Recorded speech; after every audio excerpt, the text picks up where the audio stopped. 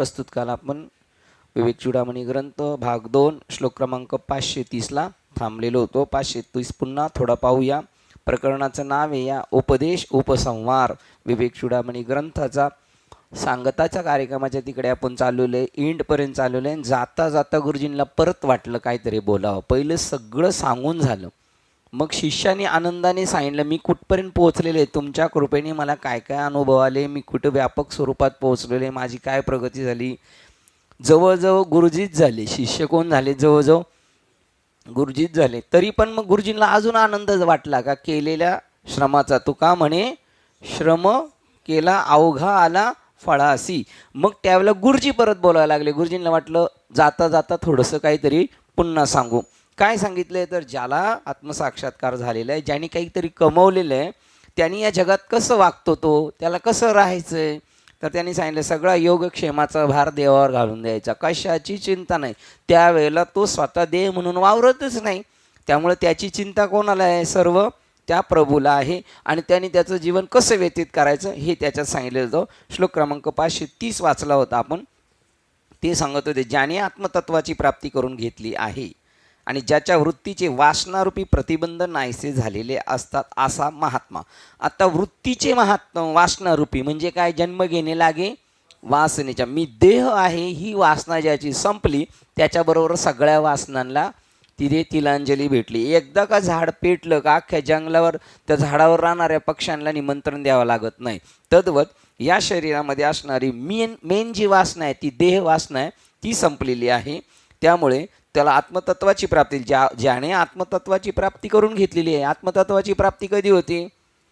देहभाव हरपतो त्याच वेळेला होती. म्हणजे आणि देहाची वासना वृत्तीची वासनारूपी प्रतिबंध नाहीसे असतात, झालेले असतात. त्या महात्म्यास देश काळ ठिकाण दिशा यम नियमा इत्यादी साधना लक्षाबद्दल अपेक्षा नसते.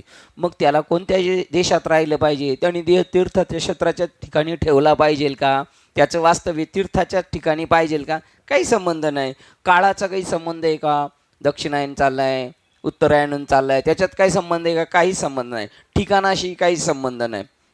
त्याच्यानंतर दिशा, पूर्वेकडे तोंड करून बसायचं का पश्चिमकडे, यम नियम पालन करायचे इत्यादीच्या लक्षाबद्दलच्या अपेक्षा. लक्ष काय आहे? ईश्वर प्राप्ती करून घ्यायची. आणि त्याच्या अनुषंगाने इतर अवलंबून राहत नाही. तो ह्या इतर गोष्टीवर अवलंबून राहत नाही. जर मला माझी ओळख करून घ्यायची तर मला तिसऱ्या कोणत्या गोष्टीची गरज पडणार नाही. मला स्वतःला ओळखायचे. त्यावेळेला मला येलकर बाबांना हाताशी धरायचे, यांना धरायचे का कोणाला धरायचं नाही. मला स्वतःचं प्राप्ती करून घ्यायची असल्यानंतर नंतर मला कोणाची मदत घेण्याची गरज पडत नाही. पण त्यांनी सांगितलं नवशिक्या साधकाला जेव्हा आध्यात्मिक साधनेचा अंगीकार केला जातो तेव्हा साधकाच्या गरजेनुसार नवगतास काही सूचना दिल्या जातात. नवीन माणसाला साधक सुरुवातीच्या टप्प्यात असताना साधनेत प्रगती व्हावी म्हणून त्या सूचनेचे काटेकोर पालन त्यास सहाय्यभूत होते. रुग्ण जोपर्यंत आजारी असतो तोपर्यंतच त्याला औषध घ्यावयास सांगितले जाते. एकदा का तो बरा झाला की त्याला औषधं घ्यावयास कोण सांगेल आणि कशा करता? सामान्य गरजेच्या बाबी आणि नित्याचे नियम येथे सांगितलेले आहेत. ते म्हणतात की ज्यावेळेला त्या माणसाला ज्ञान झालेलं आहे त्यावेळेला त्याला आता कोणत्याही प्रकारचे नियम वगैरे राहिले नाही. वेदसुद्धा त्याला आकळू शकत नाही, वेदसुद्धा त्याला शिकवू शकत नाही, कारण तो तसं झालेला आहे. वेद त्याचं वर्णन करतात. वेद जयाशी गाती अमातयाची संगती. परंतु बहुसंख्य साधक असे आहेत ती साधना आणि आम्ही काहीतरी करतो याच्यामध्येच घमेंडमध्ये बहुसंख्य साधकांना अडचणी येते ती की साधनेला साध्य समजतात. एक तास बसलं म्हणजे कार्यक्रम झाला, बाकीचा सगळा उद्योग करायला मोकळे. तर ते साधनेला साध्य समजतात. ते ज्ञान भक्ती कर्म साधना करतात, परंतु आपल्या मार्गाने ते अप्रबुद्धतेने आणि रटाळपणे साधना करीत असतात. एवढे करतात परंतु त्यांना त्याचं काही फल भेटत नाही. पण करणं मात्र चालू आहे. साधक हे साध्याकडे नेण्यास फक्त सहाय्यभूत होते याकडे ते दुर्लक्ष करतात. ही साधनं आपल्याला साध्यापर्यंत. जर आपल्याला गावी जायचे, आपल्याला विंडो सीट भेटलेली, सगळे भेटलेले, पण ही सगळं कशासाठी अपेक्षा आहे? गाडी चांगली भेटली पाहिजे, वेळेत भेटली पाहिजे, विंडो सीट भेटलं पाहिजे, पुढचं फ्रंटचं भेटलं पाहिजे. या सगळ्या गोष्टी कशासाठी आहेत? घरी पोहोचण्यासाठी. घर हे वेगळं त्याचं लक्ष आहे, त्या लक्षासाठी ही साधनं आहेत. लक्ष जवळ आलं का उतरलं पाहिजे त्यांनी, का म्हटलं पाहिजे नाही गाडी चांगली आहे, चांगले सीट भेटले, पुढचे आता मी उतरणार नाही, मी तेच करत राहील. नाही, ती रटाळवाणी साधनं आहेत. मग आणि त्यामुळे तिथे नवीन माणसाला सांगितलं वेळ कोणता पाहिजे. सकाळची वेळ चांगली असते ब्रह्ममुहूर्तावर बसलेलं, संध्याकाळचं एक तिन्ही सांजेची वेळ चांगली असते, त्यावेळेला बसलं तो. पण जेव्हा त्याला ते वस्तू प्राप्त झाल्यानंतर त्याला कळालं काळ वेळ अवघे तोच झाला. 8व्या अध्यायातलं काळ वेळ तो सगळं तेच झालेलं आहे, म्हणून त्याला कशाचं बंधन नाही. मग मार्ग तया कासाया शोधावे, कोठून के जावे, जर देश काला ते आगवे आपणच आहे. मग त्याला कोणत्या याचं करायला राहिलं. मग त्याच्यासाठी त्यांनी सांगितलं की त्या गोष्टी करायला लागतात. शेवटचा मुद्दा पाहूया. त्याप्रमाणे यम नियमाधिक आचार धर्माचे सुरुवातीला कडक पालन करायचे असते. ध्येय साध्य करण्यास त्याचे तुम्हाला साह्य होत असते, पण सिद्धी प्राप्त झाल्यावर त्याची गरज ज्याच्यासाठी प्रयत्न करत होते ते भेटल्यानंतर आता संपलं. याच्यासाठी बाबा सांगतात एका नवविवाहितेचं लग्न झालं आणि मालक मिलिटरीमध्ये होता. मग तो चालला मिलिटरीमध्ये, मग ती रडायला लागली. मग आता आपली भेट कधी होणार काय. ते म्हणले बघ हा फोटो ठेवलेला आहे, या फोटोच्या जवळ 1 तास तू रोज ध्यानाला बसत जा, तुला असं वाटणार माझ्या समीपच आहे तू. चालेल म्हटले आणि ते करत बसले. आणि वर्षांनी त्याला सुट्टी भेटली, आला बेल मारतोय पण तो त्यावेळेला बेल मारतोय जेव्हा तिचा नियमाचा टायमिंग आहे, संध्याकाळी 7 ते 8 फोटोजवळ बसायचा. आता तो बेल मारतोय तर ती म्हणली माझा नियम आहे. आता नियम कोणासाठी केला होता, त्याच्यासाठी केला होता. अशीच घटना झाली त्या शुक्राचार्यांची. देव आलाय बळीच्या दरवाजात, त्याला म्हणले त्याच्या नादी नको लावू, तो तुला फसवणार आहे, तो देव आहे आणि तो तुला फसवतोय. अरे तुला माहिती आहे तो देव आहे, तुम्ही त्याच्या प्राप्तीसाठी रानावनात भटकत होते आणि तो तुम्हाला प्राप्त झाला नाही आणि माझ्याकडे आला आणि तुम्ही म्हणता त्याच्या नादी नको लागू, मी त्याच्या नादी लागेल. हा म्हटला नको नादी लागू तरी नादी लागेल. आड आला म्हणून फोडी याला डोळा, बळीने शुक्र आंधळा केला, न मानावे ऐसे गुरुचे वचन, जेणे नारायण अंतरेल. वर बसायची गरज आहे का तुम्हाला, दुखत असेल तर घ्या थोडं चापून बसा. याप्रमाणे यम नियमाधिक आचार धर्माचे सुरुवातीला कडक पालन करायचे असते. ध्येय साध्य करण्यास त्याचे तुम्हाला साह्य होत असतेच. सिद्धी प्राप्त झाल्यावर त्याची गरज नसते. ज्याला आत्मसाक्षात्कार झाला आहे त्याला नियम कसले. सिद्धीप्रत केवळ पोहोचण्याकरता साधने असतात, सिद्धीत साधने नसतात. बघा सिद्धी प्राप्त झाल्यानंतर साधनांचा संपला, मग त्यावेळेला जे दृष्टी दिसते ते हरिरूप, मग पूजा पण नाही, त्याला जप पण नाही आणि ध्यान पण नाही. साक्षात्कारी मानव कोठेही राहू ते ठिकाणच मुळी आध्यात्मिक आदेशाचे आणि समाधानाचे यात्रा केंद्र बनते. जर तो साक्षात्कारी माणूस जर ठराविक एखाद्या गावात जरी राहत असेल, ते गाव म्हणजे काय होणार आहे, साक्षात्काराचं केंद्र आणि समाधानाचे यात्रा केंद्र बनणार आहे. ते गेले तरी माऊली गेले, पण ते कसं झालेले आता, मग ते हय्यत असताना कसं असणार आहे सांगा. काल आपण इथपर्यंत आलो होतो, आता 531 वाचतोय. ज्या ठिकाणी प्रमाण निर्दोष असते आणि त्यामुळे तो पदार्थ बुद्धीला नीट गोचर होतो, त्या ठिकाणी प्रमाण निर्दोष असल्याशिवाय हा घट आहे असे जाणण्यास कोणत्याही नियमाची अपेक्षा आहे. बघा तुमच्या समोर असलेल्या वस्तूचे ज्ञान होण्याकरता तुमची ज्ञानेंद्रिय तेवढी निर्दोष आणि निकोप असाव्या पाहिजेत. रूप पाहण्याकरता तुमचे नेत्र इंद्रिय निकोप हवे. काही आवश्यक असेलच तर ते ज्ञानेंद्रिय, त्याच्या खेरीज अन्य काही नाही. जो विषय पाहिजे ऐकायचा असेल तर कान व्यवस्थित पाहिजे, सुगंध घ्यायचा असेल तर नाक. त्याप्रमाणे तुमच्या ज्ञानेंद्रियांच्या टप्प्यात नसलेली ती वस्तू तुम्हाला समजावी, म्हणून मला तिच्याविषयी सर्व माहिती गोळा करावी लागते. परंतु ती वस्तूच जर तुमच्या समोर असली तर त्याचे अस्तित्व सिद्ध करण्याकरता आणखी कशाची जरुरी आहे. ती वस्तू तुम्हाला माहीत नाही तर ती मला तुमच्या डोळ्यापुढे आणावं लागेल, तुमची ज्ञानेंद्रिय तेवढी पॉवरफुल व्हायला लागेल, तेव्हा ती तुम्हाला कळतील. पण ती वस्तू जर तुमच्या जवळ आहे, तुमच्या समोर आहे, मग कुठं जायची गरज आहे.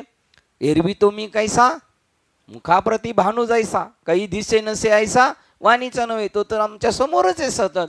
मग आम्हाला कुठे जायची गरज आहे. मग त्याच्यासाठी त्याला दुसरी जरूर आहे का बा इथे गेल्यावर तुला ती गोष्ट भेटेल. देव कुठे भेटेल, जागेवरच भेटेल. न लगती सायास जावे वनांतरा, आहे की ना, सुखे येतो घरा नारायण, जागेवरच ते भेटेल. ते म्हणतात हा घट आहे असे जाणण्यास कोणत्या नियमाची अपेक्षा आहे नाही. त्याप्रमाणे तर अस्तित्व सिद्ध करण्याकरता आणखी कशाची जरुरी आहे का, तुमच्या समोरच ती वस्तू असल्यानंतर नाही. 532 सांगतात त्याप्रमाणे हा आत्मा नित्यसिद्ध असल्यामुळे प्रमाण नसतानाही तो भासत असतो. कोणत्या प्रमाणाने त्याची सिद्धी करता येत नाही, कारण प्रमाण त्याच्या अंडरटेकिंग आहेत. तो स्वयंसिद्ध आहे. त्याप्रमाणे तो नित्यसिद्ध असल्यामुळे प्रमाण नसतानाही तो भासत असतो. त्याच्या ज्ञानाकरता देश काल आणि बाह्य शुद्धी यापैकी कशाचीही अपेक्षा नसते.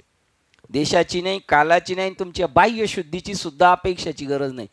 वाल्या कोळी बाई अंगाने सुंदर होता काय, तो स्वच्छ होता काय? परंतु नाही, कारण मूलतत्व जे आहे ते कधीही खराब होत नाही.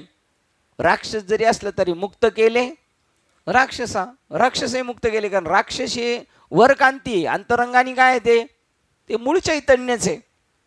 मला माहीत नाही असे जरी आपण आत्मतत्वाच्या जाणीवी संबंधी नकारात्मक विधान करीत असलो तरी आत्मा असतोच.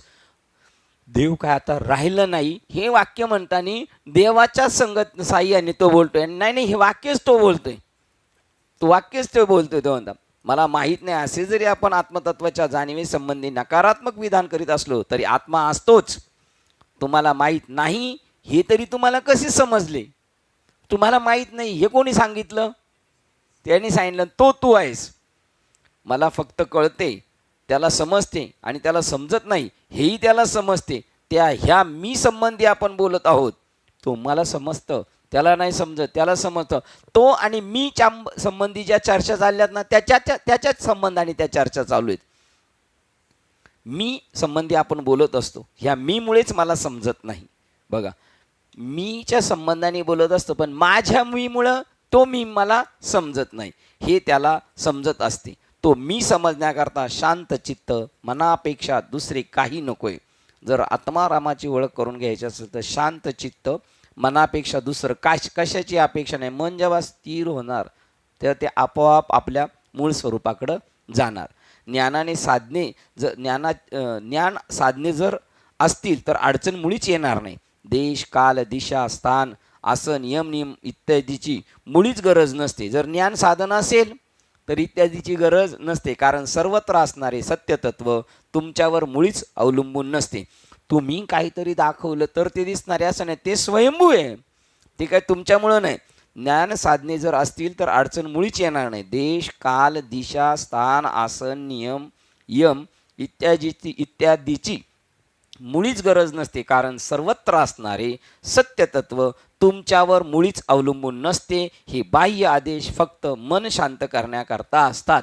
ही जी बाकीची आपण जी साधनं केलेली आहेत, तीर्थाटन वगैरे, ही तुमची आपली मनोवृत्ती परामुख अंतर्मुख करण्यासाठी केलेली आहेत आणि तुम्हाला पाहायचे, पण तुमची योग्यता वाढवण्यासाठी नाही, तर ते स्वतःच स्वयंभू आहे, ते त्याच्यामुळं दिसणार. ही ट्यूबलाईट कोणामुळे दिसली अंधारात? ही ट्यूबलाईट त्याच्याचमुळे दिसली, ट्यूबलाईटमुळेच ट्यूबलाईट दिसली. ती सिद्ध करण्यासाठी दुसरं कशाची गरज नाही. मी जे काही आहे ते समजण्याकरता विशिष्ट काल, आसन वा प्रसंग याची जरुरी नसते. कालच्या श्लोकात काय सांगितलं? हे पहिलं नवशिक्याला सांगितलं जातं, पण ज्यावेळेला मी काय आहे हे कळाल्यानंतर त्याची काही गरज राहत नाही. मी जे काही आहे ते समजण्याकरता विशिष्ट काल, आसन वा प्रसंग याची जरुरी नसते. गर्द अंधारात जर तुम्हाला अहो आहात काय म्हणून हाक मारली तर तुम्ही म्हणत नाही की थांब मला काही दिसत नाही, तरी अंधारात सुद्धा आहेच की नाही. मला दिवा आणू द्या, ते मूर्खपणाचे ठरेल. तुम्ही आहात का अंधारात? थांबा जरा मला बघू द्या पहिले दिव्याने मी आहे का नाही. नाही, तसं मी आहे हे सिद्ध करायला कोण पाहिजे? मीच पाहिजे, है ना.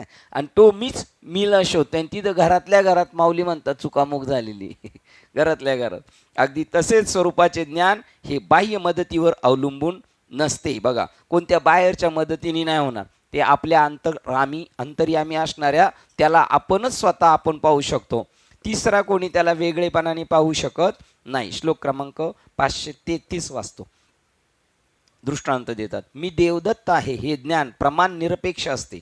अगदी तसेच ह्या ब्रह्मवेत्यास सुद्धा निरपेक्षकम मी ब्रह्म आहे हे ज्ञान होण्यास कोणत्याही प्रमाणाची अपेक्षा नसते. आता ज्याचं नाव देवदत्त आहे तो मी देवदत्त आहे, मी संपदांडी आहे हे सिद्ध करण्यासाठी मला कोणत्या प्रमाणाची गरज आहे? मला कोणाच्या मदतीची गरज आहे? नाही, मी माझंच मला समजून घ्यायचं आहे ना. तद्वत मी ब्रह्म आहे हे ज्ञान होण्यास कोणत्याही प्रमाणाची अपेक्षा नसते. मी अमुक अमुक आहे असे कोणी म्हणाले तर तुम्हाला हे कसे समजले असे तुम्ही त्याला विचाराल का? हां, मी दीपक पोटे आहे. तर आपण त्यांना विचारलं तुम्हाला कसं कळालं तुम्ही दीपक पोटे? असं म्हणलं तो म्हणाला हजाराच्या क्रम झालेला दिसते. दीपक पोटेला दीपक पोटे समजणारच आहेत. मी अमुक अमुक आहे असे कोणी म्हणाले तर तुम्हाला हे कसे समजले? प्रश्नचिन्ह. असे तुम्ही त्याला विचाराल काय? तुम्ही हे खरोखर तुम्ही आहात हे तुम्हाला कशाच्या मदतीने कळले? दुसरा प्रश्न, तुम्ही हे खरोखर तुम्हीच आहात हे तुम्हाला कशाच्या मदतीने कळले? प्रश्न नंबर 2, नाही. तुम्ही स्वतःचा अनुभव घेतला आहे काय? तिसरा प्रश्न, तुम्ही स्वतःचा अनुभव घेतला आहे काय? नाही. तर तुम्ही हे तुम्हीच आहात हे कसे समजले? बघ आता कसं जागेवर फिरकी चालू आहे. मग आपण आपला अनुभव घेतलेला हे कोणाला कळणार आहे? आपल्यालाच कळणार आहे. अरे माझ्या मित्रा, मला स्वतःला समजून घेण्याकरता अन्य उपकरणाची गरज नाही, माझ्याहून अन्य गोष्टी समजून घेण्यास त्याची गरज पडते. आता एवढे प्रश्न विचारलेला ते म्हणतात. काय काय प्रश्न विचारले? तुम्हाला विचारलं तुम्हाला हे कसे समजले? तुम्ही अमुक अमुक आहात. दुसरा प्रश्न होता, असे तुम्ही त्याला विचाराल काय? नाही. तुम्ही हे खरोखर तुम्हीच आहात हे तुम्हाला कशाच्या मदतीने कळले? असं सारखं त्याला विचारलं. तुम्ही स्वतःला पाहिले आहे काय? नाही. तुम्ही स्वतःबद्दल ऐकले आहे काय? नाही. तुम्ही स्वतःचा अनुभव घेतला आहे काय? नाही. तर तुम्ही हे तुम्हीच आहात हे कसे समजले? आता ह्या प्रश्नाचं तो मनुष्य विचारतो, उत्तर देतोय, अरे मित्रा, अरे माझ्या मित्रा, मला स्वतःला समजून घेण्याकरता अन्य उपकरणाची गरज नाही, माझ्याहून अन्य गोष्टी समजून घेण्यास त्याची गरज पडते. मला समजून घ्यायला दुसऱ्याची गरज नाही. मला काय समजून, तिसरी पार्टी असेल तर मला ती समजून घेण्याचा प्रयत्न केला पाहिजे. तसं ईश्वर तत्व समजून घेत असताना ती वेगळी नाही आहे पार्टी, ती वेगळं व्यक्तिमत्व नाही, ते मीच आहे. मग मला समजून घ्यायला मला कशाची गरज पडली पाहिजे? स्वतः सिद्ध असता का निमावे साधनावरी, तया उमपा मापका घालावे, मज अव्यक्ता सिद्ध असता, मज अव्यक्ता व्यक्त का मानावे, सिद्ध असता का निमावे साधनावरी. मला ओळखण्यासाठी मला अनेक साधनं करायची काय गरज आहे? मला फक्त काय व्हायचं आहे? पलट. मी पूर्वेकडे पाहतोय, मला जर पश्चिमेकडचं पाहायचं तर फक्त युटर्न घ्यायचं आहे. त्याप्रमाणे मला ओळखायला मीच कारण आहे, तिसरा कोण नाही. मला मीच जाणू शकतो, मला मीच ओळखू शकतो. मी अमुक अमुक आहे हे आत्मनिष्ठ ज्ञान करून घेण्यास कोण्या मध्यस्थीची जरूर नसते. तसे ब्रह्मविद स्वतःस ब्रह्म आहे हे खात्रीपूर्वक समजतो. त्याला ते ज्ञान होण्याकरता इतरांनी सांगण्याची गरज नसते, ना कोण्या उपकरणाची. श्लोक क्रमांक दीप आत्मबोधमधला 29 नंबरचा श्लोक. स्वतःला ओळखायचा असेल तर इतर कोणाची ओळख नाही. आत्मबोध नावाचा ग्रंथ आहे आणि त्याच्यामध्ये बघा, कोणी आणला माहिती आहे का आत्मबोध ग्रंथ? हा नव्हता आपल्याकडं. तर मी यांना विचारलं, आत्मबोध आहे का आपल्याकडं? ते म्हणले नाही. मग आपण बी कोणी म्हणलं नाही तर नाही, ग बसा. पण गप्प कोण बसलं नाही? येलकर बाबा. ते खास गेले आणि ते नाही ना, ते मी घेऊन येतो हे बोलले बरं का. किती रुपयाचा? 150 रुपयाचा आहे. आणि आपल्या सगळ्यांपेक्षा पगार यांना कमी आहे, पण यांना लई काय म्हणायचं, खाज का नाही तर आणावं म्हणून. ही ज्यावेळेला अशी जेव्हा आपली वृत्ती होईल ना, असं तीळ तीळ तीळ पुण्य जमा करावं लागतं, त्यावेळेला काहीतरी डोक्यात प्रकाश पडतो. आणि हे जर यांनी पैसे खर्च केले आणि मी वाचलं ना, तर मला तेवढं नाही समजणार जेवढे यांना कळणार. कारण त्यांनी त्याच्यासाठी काय केलेलं आहे? काहीतरी स्वतःचं त्याग केलेलं आहे. कुछ पाने के लिए कुछ खोना पडता है. मग त्या आत्मबोधमधला 29 नंबरचा श्लोक आहे बा. स्वतःला जाणण्याकरता बघ किती त्यांची बुद्धी, कुठे काय हे सांगता आलं पाहिजे ना लगेच. आता आपल्या घरातला चष्मा आपण कुठे ठेवलं ते आपल्याला 4 जणांना विचारावं लागतं, चष्मा कुठे ठेवलाय, चष्मा कुठे ठेवलाय. आणि चष्मा कुठं असतोय? डोळ्यालाच असतो. म्हणजे डोळे असून पण आंधळे होतो आपण, आहे का नाही? किती बघा, किती डोक्यात असेल यांच्या. कुठचा श्लोक याला समर्पक आहे. ते प्रमाण द्यायला सुद्धा आपल्याला तिथे कीर्तनात सुचलं पाहिजे. नाही तर पाठ आहे म्हणून तर कोणी काय बोलत, पाठ आहे म्हणून सगळे बोलतील उभे राहिलेले, त्याला बोलून नाही द्यायचे उभं राहिलेले, एवढं पाठ आहे सगळ्यांचं. पण कोणती गोष्ट कुठे बसते? स्वतःला जाणण्याकरता नाही, इतर ज्ञानाची आवश्यकता. बघा आता कसं त्यांचं बोलणे, स्वतःला जाणण्याकरता नाही, इतर ज्ञानाची आवश्यकता. कळलं? स्वतःला जाणण्याकरता नाही, इतर ज्ञानाची आवश्यकता. इतर ज्ञानाची आवश्यकता नाही. कशाला? स्वतःला जाणण्याकरता. जर सुरुवातीलाच वाचलं स्वतःला जाणण्याकरता नाही, मग कोणाला जाणण्याकरता?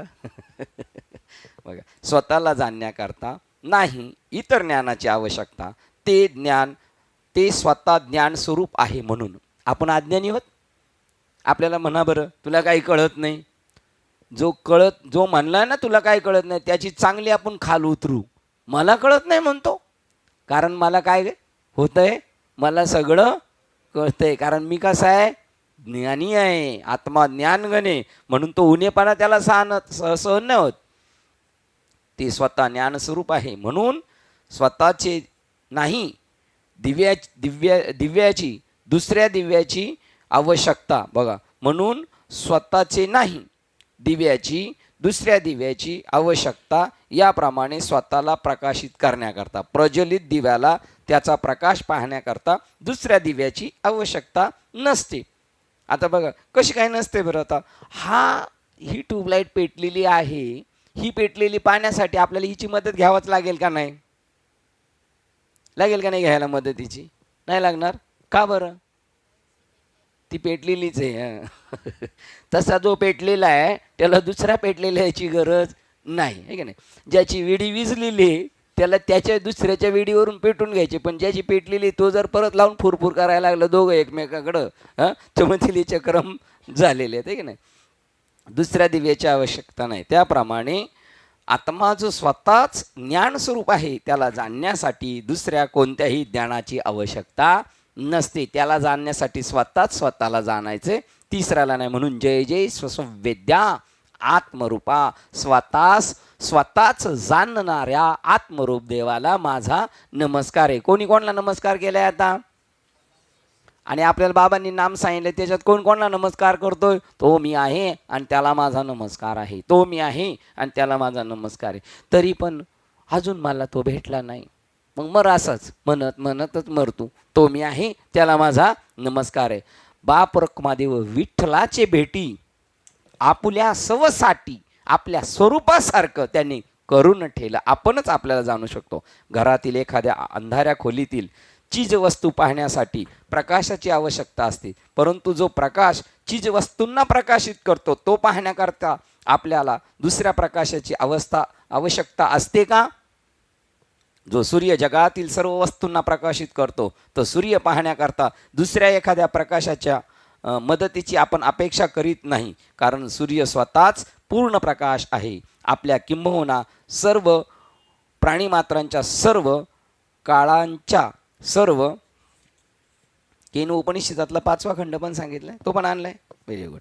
अनुभवाचा प्रकाशित करणारा प्रकाश आत्मतत्व समजण्यासाठी, जाणण्यासाठी व अनुभवण्यासाठी दुसऱ्या प्रकाशाची आवश्यकता नसते, कारण हेच एक आत्मतत्व सत्यतत्व आहे. आणि केवळ हे आत्मतत्व ज्ञात व अज्ञात अशा संपूर्ण सृष्टीचे ज्ञान प्रकाशित करीत असते. हे आत्मतत्व सर्वांची जाणीव करून देणारे परिपूर्ण चैतन्य तत्व आहे. बघा, आपल्या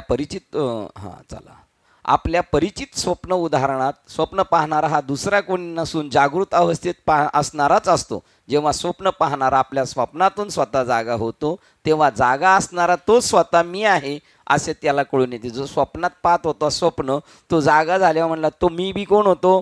तोच मी होता ना. तर त्याला जाणण्यासाठी हाच तो स्वतः, म्हणजे दोघे दोन आहेत का नाही? एक स्वप्नातला आणि इकडचा, दोघे एकच आहे की नाही? त्याप्रमाणे आत्मज्ञानाच्या व आनंदाच्या परम अवस्थेमध्ये जेव्हा सर्व द्वैत संपते, जेव्हा मी माझ्या सत्यस्वरूपात उरतो, तेव्हा तो स्वरूपानंद समजण्यासाठी, जाणण्यासाठी व अनुभवण्यासाठी दुसऱ्या कोणत्याही प्रकाशाची आवश्यकता नसते.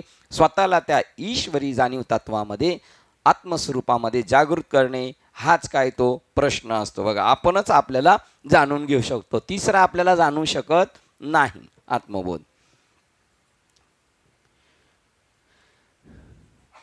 5 नंबरचा केनो उपनिषद, ही 5व्या नंबरचा पुरावा आपल्याला देण्यासाठी किती त्यांची धडपड चालली. आपणच आपल्याला ओळखावं म्हणून ही ट्रीटमेंट चालू आहे. वेडा माणूस झालेला आहे आणि तो स्वतःला ओळखत नाही. त्याला म्हणतात राव गणपतराव. तो म्हणतो कोण गणपतराव? मग त्याला शॉक देऊन तो म्हणतो हां आता मला कळालं, मी माझ्या घरी जातो. तशी ही ट्रीटमेंट चालू आहे आपल्याला ह्या उपनिषदातून, त्या उपनिषदातून, विवेक चूडामणीमधून. बा, श्लोक क्रमांक 5. ज्याची मनाने कल्पना करता येत नाही, ज्याच्यामुळे त्याला मनाला कळते असे म्हणतात. मनाला त्याची कल्पना नाही करता येत, पण त्याच्यामुळं मनाला थोडं काहीतरी कळतं. तेच केवळ ब्रह्म आहे असे तू जाण. ज्याची लोक उपासना करतात ते हे ब्रह्म नव्हे. ज्याची मनाने कल्पना करता येत नाही, परंतु ज्याच्यामुळे ते भावना करू शकते असे म्हणतात, तेच केवळ ब्रह्म आहे असे तू जाण. ज्याची लोक उपासना करतात ते ब्रह्म नोहे. फार भरपूर मोठा आहे, आपलं एवढंच बस झालं आहे की. ते म्हणतात आपण आपल्याला स्वतःला जाणू शकतो आणि आपण मनालाही जाणू शकतो, बुद्धीलाही जाणू शकतो आणि स्वतःला जाणू शकतो. जाणीव तत्व स्वतःलाही जाणतं, चैतन्य चैतन्यालाही जाणतं आणि जडाला जाणतं. जड चैतन्याला जाणू शकत नाही. मन बुद्धी वगैरे इतर सगळं जे ती कशी आहेत, जड आहेत. आणि हे चैतन्यमय, मग हे चैतन्य त्यांनाही जाणतं आणि ते याला जाणण्यासाठी याच्याकडूनच याला पावर घ्यावा लागते. अशा प्रकारचं ते आत्मतत्व आहे. श्लोक क्रमांक 4 कोणतं वाचून झालं होतं आपला? 34 झालं होता का वाचून? नाही, 33 झाला होता. आता श्लोक क्रमांक 34. ज्या आत्म्याच्या तेजाने सर्व अनात्म असत आणि तुच्छ जगत सूर्याच्या तेजाने प्रकाशमान व्हावे तसे भासमान होते, त्या आत्म्याला भासमान करण्यास दुसऱ्या कशाची अपेक्षा आहे? बघा त्यांनी सांगितलं, त्या आत्म्याच्या तेजाने सर्व अनात्म असत आणि तुच्छ जगताला पावर मिळते. याच्यामुळे त्यांना पावर भेटते. आता हे ओळखण्यासाठी याची गरज लागते, पण हे ओळखण्यासाठी यांची गरज कामी पडत नाही, कारण हे अपंग आहेत, हे तिथपर्यंत जाऊ शकत नाही. याला ओळखायचं असेल तर हा स्वतःला स्वतः ओळखू शकतो, आणि याला जर ओळखायचं असेल तर याच्या माध्यमातून याला ओळखू शकतो आपण, त्या इंद्रियांना. पण ही इंद्रिय त्याला ओळखू शकत नाही, कारण ती सीमित आहेत आणि हे व्यापक आहे. अगा सूर्योदय झाल्या सूर्यच पाहावा धनंजया, तेवी माते म्या जाणाव्या मीच कारण मीच हेतू. बघा, मला जाणायला मीच कारण आहे, मला जाणायला तिसरा कोणी कारण नाही. ज्या आत्म्याच्या तेजाने सर्व अनात्म असत आणि तुच्छ जगत सूर्याच्या तेजाच्या प्रकाशाने व्हावे तसे भासमान होते, त्या आत्म्याला भासमान करण्यास दुसऱ्या कशाची अपेक्षा आहे? प्रश्नचिन्ह नाही, ठीक आहे नाही. सूर्य इतरांना प्रकाशित करतो आणि हा आत्मा कोणाला प्रकाशित करतो? सूर्याला प्रकाशित करतो. आता सूर्य इतरांना प्रकाशित करतो म्हणून हे म्हणतील सूर्याने यांना प्रकाशित केलेले, पण सूर्याला याने प्रकाशित केलेले. आता ह्याच्यातले हे पुढचे याला प्रकाशित करू शकतात का? नाही, याची पावर घेऊन इकडे आलेले आहेत. यांची पावर फार कुमकुवत आहे. जगातील वस्तू मात्र सूर्याकडून प्रकाश घेतात आणि ते प्रतिबिंबित करतात. दृश्य भावना विचाराचे बनलेले विश्व आणि शरीर मन बुद्धी उपकरणे या सर्वांना अस्तित्व असते आणि ते सर्व जाणीव तत्वापासून तेज उसने घेऊनच आपले अस्तित्व प्रभावित करत असतात. हात हलतात, पाय हलतात, हे हलत नाही, त्याचं साह्य घेऊन हे हलत आहेत. कारण जाणीव तत्व उपकरणद्वारा कार्यविंत होत नसेल तर ते उपकरण मृतच समजले जाते. जर ते जाणीव तत्व नसेल तर तो मनुष्य मृत घोषित केला जातो. म्हणजे हात आहेत पण चालू शकत नाही, पाय आहे पण चालू शकत आहे, हात आहे पण काही घेऊ शकत नाही. मग हे हात घेतात, पाय चालतात का तो चालवतोय, असा प्रश्न आहे. बघा, आता हे जसे उपनिषदातले प्रश्न आहे, ती संतांनी चाले हे शरीर कोणा, हे उपनिषदातला प्रश्न त्यांनी आणलेला आहे इकडं, पण तुम्हाला आपल्याला समजेल अशा पद्धतीने आणलेलं आहे. सूर्यास पाहण्यास प्रकाशाची गरज नसते. सूर्य उगवला की नाही हे पाहण्याकरता दिवा लावण्याची गरज नसते. सूर्य पाहण्यासाठी सूर्याचीच गरज आहे. तसे मला जाणण्यासाठी माझीच गरज आहे. तसे जाणीव तत्व जाणून घेण्याकरता उपकरणाची गरज नसते, ते साक्षात ज्ञान असते. 1 नंबर साक्षात ज्ञान असते. मुंडक उपनिषद 2 खंड 2 मंत्र 10. बघा, आता एवढी सगळी पुस्तकं घेऊन यायला लागली ऋषींना, तर ऋषींना तेवढं काम करावं लागेल. आपण सगळी ग्रस्ती आश्रमी असल्यामुळं ऋषींकडे सगळं भांडवल आहे की नाही. उपनिषद, मुंडक उपनिषद बघा, आपल्याकडे त्याच्याकडे 2 पक्षी, याच्यात एकच आहे का? याच्यात पण 2 आहे. हा इकडं बोटा खाली लपून बसलं असं जवळच आहे, बरी भेटे ना गेम आहे की नाही. श्लोक क्रमांक 10 बघा, नाही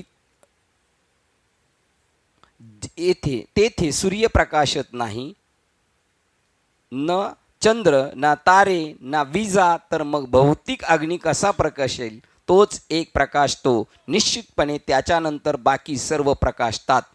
त्याच्याच प्रकाशाने हे संपूर्ण जग प्रकाशित झालेले आहे. हे सगळं जग त्याच्या प्रकाशाने झालेले. त्याचा प्रकाश असेल तर तिथं ना तारा चालत, ना चंद्र, ना वीज. आणि त्या गोष्टीची संत भेट करून देतात. काय प्रमाणे? रवी दीप हिरा दाविती देखणे, जे दिसण्यासारखं आहे ते दाखवतात. अदृश्य दर्शने संतांच्या. जे कशाच्यानी दिसत नाही ते संत दाखवतात. हिंदूंचे कोणतेही धार्मिक कार्यशास्त्रातील हा परमेश्वराचा महिमा सांगणारा श्लोक निदान एकदा तरी म्हटल्याशिवाय पूर्ण होत नाही. कर्पूर आरती प्रज्वलित केल्यावर हा मंत्र सर्वसाधारणपणे म्हटला जातो. अतिशय पूज्य भावाने परमेश्वराला ओवाळताना भक्त जेव्हा ही लहानशी ज्योत प्रकाश म्हणून दाखवतो तेव्हा त्या भक्ताच्या मनात ऋषींचा हा महान भाव प्रगट होतो. सर्व ज्योतीचे जे दिव्य अधिष्ठान आहे त्याचे त्याला स्मरण होते व परमेश्वराच्या प्रचितीचा वरील मंत्र म्हणतो. शुद्ध चैतन्याचे उपलब्धी स्थान असलेल्या हृदय केंद्रात सूर्यसुद्धा प्रकाशत नाही. बघा, त्याचा अर्थ असा नाही की आत्म्याचा निवास आहे तेथे कार्बन डायऑक्साईड सारखे वायू असतात जे सूर्याला प्रकाशात विझवितात. मद्रासला आत्ताच्या चेन्नईला मध्यान्ही आगपेटीतील काडी लावली तरी ती प्रकाशत नाही. एवढं गारठ आहे का तिथं असे आपण म्हणतो. आता गारठ माहिती आहे ना तुम्हाला? उष्णता आहे का? प्रकाशत नाही. बघा, आत्ताच्या चेन्नईला मध्यान्ही आगपेटीची काडी लावली तरी ती प्रकाशत नाही असे आपण म्हणतो. दुपारच्या वेळेला का पेटत नाही? गारवा आहे. मग हां का त्या हां मग हां हां असं आहे काय? हां बरोबर. ते ज्याच्याने घर्षण करायचे ते पहिलीच तिथं प्रगट आहे म्हणून मग पेटलेली दिसतच नाही. करेक्ट करेक्ट बरोबर. हां म्हणजे जरी पेटवली तरी ती पेटलेली दिसत नाही. त्याच्यापेक्षा तो प्रखर प्रकाश असल्यामुळं हा त्याच्या पुढे डीप होऊन जातो. छान. हां तसं बरोबर असे आपण म्हणतो. त्या अर्थाने वरील विधान केलेले आहे. उष्ण प्रदेशात मध्यान्हात मध्यान्हीच्या सूर्याच्या तेजापुढे पेटवलेल्या काडीच्या ज्योतीचा प्रकाश अगदी क्षुल्लक असतो. त्याप्रमाणे आत्म्याच्या म्हणजे सर्व प्रकाशित करणाऱ्या तत्वाच्या तुलनेत जगताचा प्रकाशदाता अगदी सूर्यही प्रकाशू शकत नाही, प्रकाशत नाही. बघा, सूर्याचं एवढं तेज आहे, इतरांच्या पुढं सूर्य महान आहे, पण त्याच्या पुढं तो फिका आहे, ते दिपलं जातं तिथं. आता तो जर दिपला जातोय तर आपण काय, मग त्याला जर पाहायचं असेल तर हा सूर्य सगळ्यांना दाखवतो, पण त्या सूर्याला पाहायचं म्हणजे सूर्यच, पण त्या सूर्याला जो शक्ती देतोय त्याला पाहायचं असेल तर तुम्हाला तेच व्हावं लागेल असं त्यांना म्हणायचं. तेच झालं तर ते समजू शकतो, त्याच्यापासून वेगळं राहिलं तर ते समजू शकत नाही. सूर्य नसेल तर कदाचित चंद्र ताऱ्यांना तरी काही प्रकाश असेल. ह्यालाही श्रुतीने अमान्य केले आहे. ते स्वाभाविकच आहे. जेव्हा सूर्यही प्रकाशत नाही तेव्हा कमी प्रकाशमान असलेल्या किंवा सूर्याच्या प्रकाशाने प्रकाशित होणारे कसे काय प्रकाशणार, म्हणून येथे प्रश्न केला आहे. तर मग भौतिक अग्नी कसा प्रकाशेल? सूर्याच्या प्रकाशापुढं तो सगळा प्रकाश फिका पडतोय इतरचा, तर हे भौतिक प्रकाश ईश्वराला जाणू शकत नाही. येथे श्रुतीने जरी भौतिक अर्थाने प्रकाशणाऱ्या वस्तूची उदाहरणे घेतली असली तरी हे विधान ज्ञानाच्या संपूर्ण क्रियेलागी लागू पडते. आत्मप्रकाशातच आपल्या सर्व वस्तूंचे ज्ञान होऊ शकते. आपण आपल्याला जर पाहायचं असेल तर कशाने पाहू शकतो? आपणच आपल्याला आपल्या स्वरूपाने पाहू शकतो. आणि आपलं स्वरूप काय? आत्मस्वरूप आहे. आणि मग आत्मस्वरूपाला कोण पाहू शकतो? आत्मस्वरूपच पाहू शकतो. व्यष्टी शरीरातून जेव्हा जीवन केंद्री निघून जाते तेव्हा त्या व्यक्तीला बाह्य वस्तू जगताची किंवा आंतरिक भावना विचाराचे ज्ञान होत नाही. जेव्हा आपल्यातली शक्ती आत्मशक्ती गेल्यानंतर आपण बाहेरच्याला जाणू शकतो का? मग आत्ता आपण बाहेरच्याला जाणतोय तो कोणत्या शक्तीने जाणतोय? ती शक्ती तू आहेस हे सांगायचं त्यांना. आणि त्या शक्तीला हे सगळं जगत तुम्ही पाहता ह्या ज्ञान इंद्रियांच्या माध्यमातून, पण त्याच्या शक्तीने जाण. आणि यांनी जर लाईन कट केली तर आपण याला जाणू शकत नाही. मग ज्याच्यामुळे तुम्ही याला जाणत होता तर याला जाणायचं असेल तर कशामुळे जाणू शकता? याला याच्याचमुळे जाणू शकता. म्हणजे ते तत्व जेव्हा तुका म्हणे अंगे व्हावे ते आपण, तरीच महिमान कळो येईल. छान.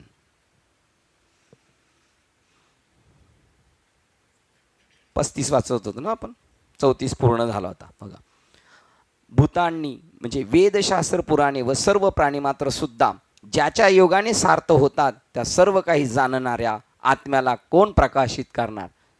वेद शास्त्र पुराणे ही सुद्धा त्याच्याच प्रमाणाने सिद्ध होतात, तर त्याला कोण सिद्ध करू शकतो? सर्व महान श्रुती ग्रंथ हे या महान सत्यस्वरूपामुळेच अर्थपूर्ण आणि हेतुपूर्ण होतात. बघा, त्या परमात्म्यामुळेच यांना सगळ्यांना किंमत आहे. सामर्थ्यशाली महात्म्यांनी जे जे विशद केले ते सर्व श्रुती ग्रंथाचा जो विषय आहे त्या जाणीव तत्वामुळेच. बघा, सामर्थ्यशाली महात्म्यांनी जे जे विशद केले ते सर्व श्रुती ग्रंथाचा जो विषय आहे त्या जाणीव तत्वामुळेच. ऋषींनी सुद्धा जे प्रगट केले ते प्रगट सुद्धा केले कोणाच्या शक्तीने?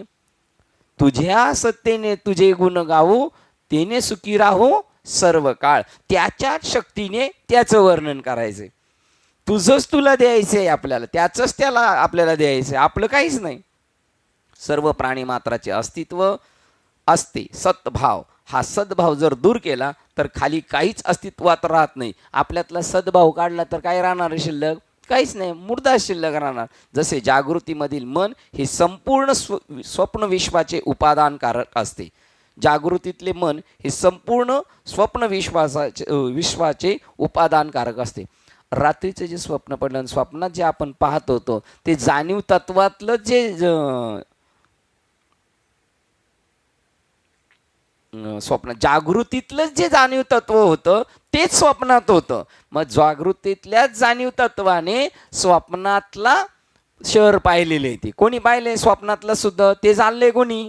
जागृतीतल्याच आत्मतत्वाने. आणि ज्यावेळेला तो जागृत होतो तेव्हा हे जागृतीत आल्यानंतर स्वप्न जगत जे पाहत होतात ते कुठे विलीन होतं? ते परत जिथून आलं होतं त्या जागृतीमध्ये. म्हणजे आला अशी कोठोनिया हे स्वप्नातल्याला विचारतोय जागा. बघा, आता स्वप्नात पडलेला जो आता मनुष्य आणि मी दुसरा स्वतःला राजा समजायला लागलोय आणि मग मी राजा समजतोय स्वप्नातला आणि इकडचा त्याला माहिती आहे कोण, तर तो इकडचा त्याला विचारतोय, स्वप्नातल्याला राजाला काय विचारतोय? आला अशी कोठोनी ह्या जाशी कवने रेठ्या. तर तो त्याला म्हणतो तुझ्यातूनच आलोय आणि तुझ्यातच जाणार आहे. तो निर्माणही झाला याच जाणीव तत्वातून जागृतीतल्या, आणि जागा झाल्यानंतर स्वप्नातला परत कुठं जातोय? जागृतीतच जातोय. सर्व प्राणी मात्राचे अस्तित्व असते सद्भाव. हा सद्भाव जर दूर केला तर खाली काहीच अस्तित्वात राहत नाही. जसे जागृतीमधील मन हे संपूर्ण स्वप्न विश्वाचे उपादानकारक असते, त्याचं कारण कोण आहे? स्वप्नातला मूळ इकडचा आहे तो. तसे सर्व वस्तुमात्राचे उपादानकारक आत्मतत्व हेच आहे. आपल्या सर्वांचं जे मूळ कारण आहे ते कोण आहे? आत्मतत्वच आहे. हे अनंत जाणीव तत्व विश्वाला प्रभावित करते. हे विश्वाला प्रभावित करतं. आत्मा आकर्षित करते ते तत्व आत्मा आहे, म्हणून त्याचं नाव कृष्ण आहे. आकर्षित करणार आहे जगत आहे ना ते कृष्ण आहे. त्यामुळं ते सर्वांना प्रकाशित करते. ते सर्व वस्तुमात्राचे आत्मतत्वचे हे अनंत जाणीव तत्व विश्वाला प्रभावित करते. त्याच्यामुळे सर्व वस्तुमात्राला अस्तित्व असते. ते जर काढलं तर खाली काय राहिलं? शव शिल्लक राहिलं. प्रत्येक सजीव प्राणी मात्राला ज्याच्यामुळे जीवन आणि अस्तित्व प्राप्त होते, प्रत्येक प्राणी मात्रास अस्तित्व आणि जीवन प्रदान करणाऱ्या त्या महान सत्यतत्वास प्रकाशित करण्यास दुसऱ्या कसल्या प्रकाशाची आवश्यकता आहे? त्या आत्म्याला पाहण्यासाठी कोणत्या साधनाचा अवलंब करून आत्म्याला पाहू शकतो आपण? आत्म्याला जर पाहायचं असेल तर कोणत्या गोष्टीची मदत घेऊन आपण आत्म्याला पाहू शकतो? त्याचीच शक्ती घेऊन त्याला जाणायचे. तिसरा पार्टीची मदत घेऊ शकत नाही.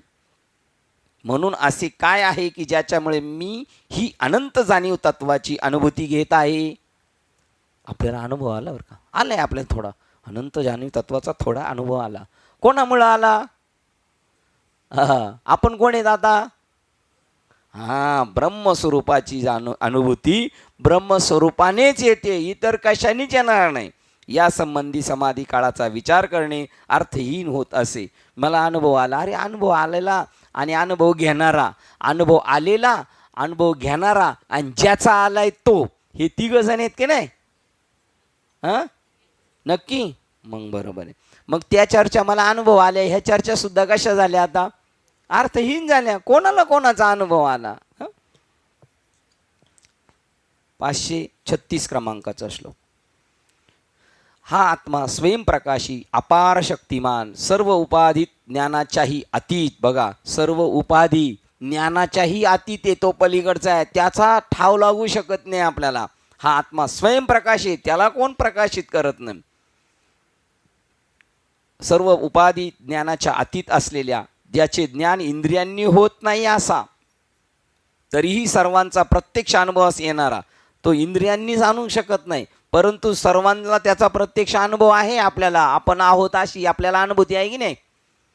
अशा त्याला जाणून घेतल्यावर सर्व बंधनातून मुक्त झालेला हा विदू उत्तमोत्तम ब्रह्मज्ञ विजयी जीवन जगतो. बघा, ज्याने त्या आत्मस्वरूपाला जाणलं तिथून पुढचं त्याचं जीवन ब्रह्मज्ञ विजयी जीवन जगतो. आत्मतत्व हे स्वयंप्रकाशी अनंत शक्तिमान असते. निर्माण करणे, त्याचे भरणपोषण करणे आणि त्याचा विनाश करणे या संबंधीचे सामर्थ्य म्हणजेच विश्वाची शक्ती. हे सामर्थ्य जे असते ते सर्व शक्तिमान अशा अनंत तत्वामुळे खरोखरच ते सर्व शक्तिमान असते. या जगामध्ये निर्माण कोणाला करणं, सांभाळणं आणि त्याचा ईन करणं हे सर्व त्या सर्व शक्तिमान ईश्वराच्याच हातात आहे. आणि तो सर्व शक्तिमान ईश्वर कोण आहे? मी आहे. आत्मतत्व हे अव्याख्याय म्हणजे अप्रमेय, त्याची व्याख्या करू शकत नाही. ते कसं आहे? अप्रमेय असे आहे, जे बाधित अनित्य असते. हो, त्याची व्याख्या करता येते. बघा, आत्मतत्व हे अव्याख्याय अप्रमेय असे आहे, त्याचं वर्णन करता येत नाही. पुढं वाक्य कसं आहे? जे बाधित अनित्य असते. म्हणजे काय? आत्मतत्व नाही, त्याची व्याख्या करता येते. जे नित्य आहे ना, त्याची व्याख्या करता येते, पण नित्य आहे त्याची व्याख्या करता येत. म्हणजे घाई वाचल्यानंतर ही लक्षणे कुठे लावू शकतो आपण? तिकडं. अनित्य वस्तू त्या की ज्याला व्याख्या करता येतील असे गुणधर्म असतात.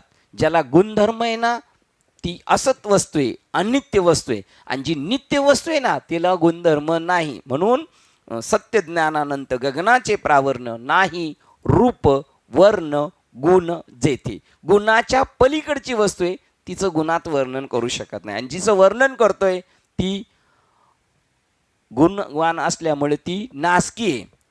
आणि तो अगुण आहे. तो परमात्मा कसा आहे? अगुण आहे, गुणरहित आहे किंवा निर्गुण आहे. वस्तूला जेव्हा गुणधर्म नसतात तेव्हा त्याची व्याख्या करता येत नाही. म्हणून तो पदार्थ नव्हे, म्हणून ते शाश्वत अविकारी आणि अनंत असते. जी वस्तू आहे ना, तिचं वर्णन करता येईल, पण ही वस्तू नाही. आणि ते कसं आहे? शाश्वत आहे, अविकारी आहे, अनंत असते. त्याची व्याख्या कोण करणार? ते व्याख्येच्या पलीकडचे असते. याचा अर्थ ते उपाधित ज्ञानाच्या पलीकडचे असते, या उपाधीच्या पलीकडे असते.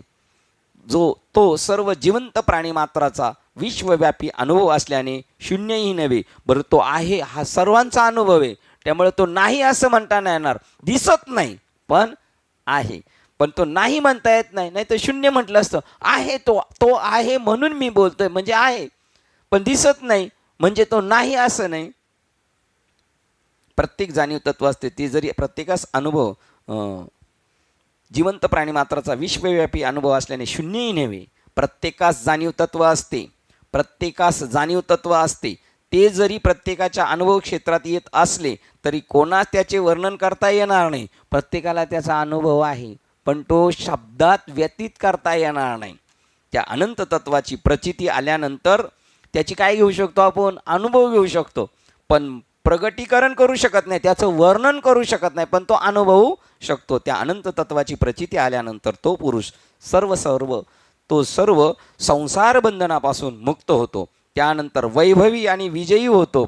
त्याचं वैभव वाढलं जातं आणि तो जीवनामध्ये विजयी झालो. जिंकावा संसार, जिंकला तो. त्याच्यात जन्म आलो होतो, त्याचं सार्थक झालं. माझा कार्यक्रम फत्य झाला. सर्वोत्तमात सर्वोत्तम ती व्यक्ती सगळ्या उत्तम वस्तूमध्ये सर्वोत्तमामध्ये सुद्धा सर्वोत्तम. कारण जे मानवी पदवीस चढवते, कारण जे मानवास पदवीस चढवते आणि आपल्या सर्व दोषापासून मुक्त होते, त्याची त्याने प्राप्ती करून घेतलेली असती. अशा स्वरूपाची यांनी प्राप्ती केलेली आहे. आणि तू असा आहेस असं जाता जाता श्री गुरु पुन्हा त्या शिष्याला सांगतात. असा हा श्रेष्ठ ब्रह्मवेत्ता प्रतिकूल विषय प्राप्त झाले असता खिन्न होत नाही आणि अनुकूल विषयाने आनंदित होत नाही. कशात आसक्त होत नाही ना कशातून विरक्त, निरंतर आनंदाचा रसास्वाद घेऊन तृप्त झाल्याने तो आपल्या स्वतःच्याच ठिकाणी स्वतःच रत होऊन स्वतः आनंदित होत असतो. त्याला आनंद होतो तो विश्वरूपाचा.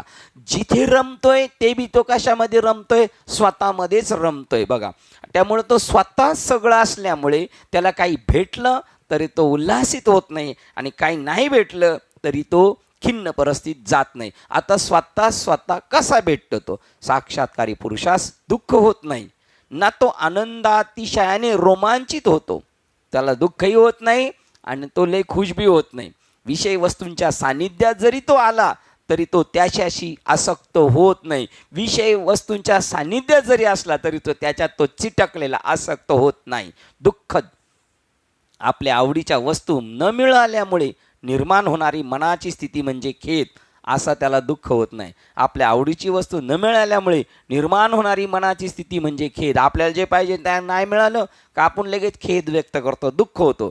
जेव्हा विषय वस्तू निर्बंधपणे भोग देण्यासाठी उपलब्ध होतात त्यावेळीची मनाची स्थिती म्हणजे प्रमोद. ज्याला राग द्वेष नसतात त्याला दुःखही माहीत नसते ना आनंदही. आणि जर आपल्याला एखादी वस्तू नाही मिळाली तर खेद निर्माण होतो आणि मिळाली तर आपण प्रमोद म्हणजे अतिरेक करतो.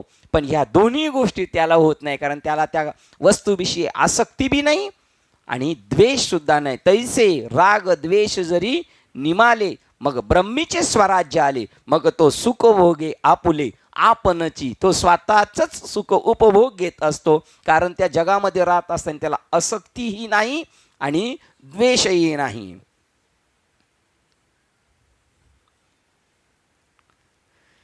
त्याला राग बघा, जेव्हा विषय वस्तू निर्बंधपणे भोग देण्यासाठी उपलब्ध होतात त्यावेळेची मनाची स्थिती म्हणजे प्रमोद.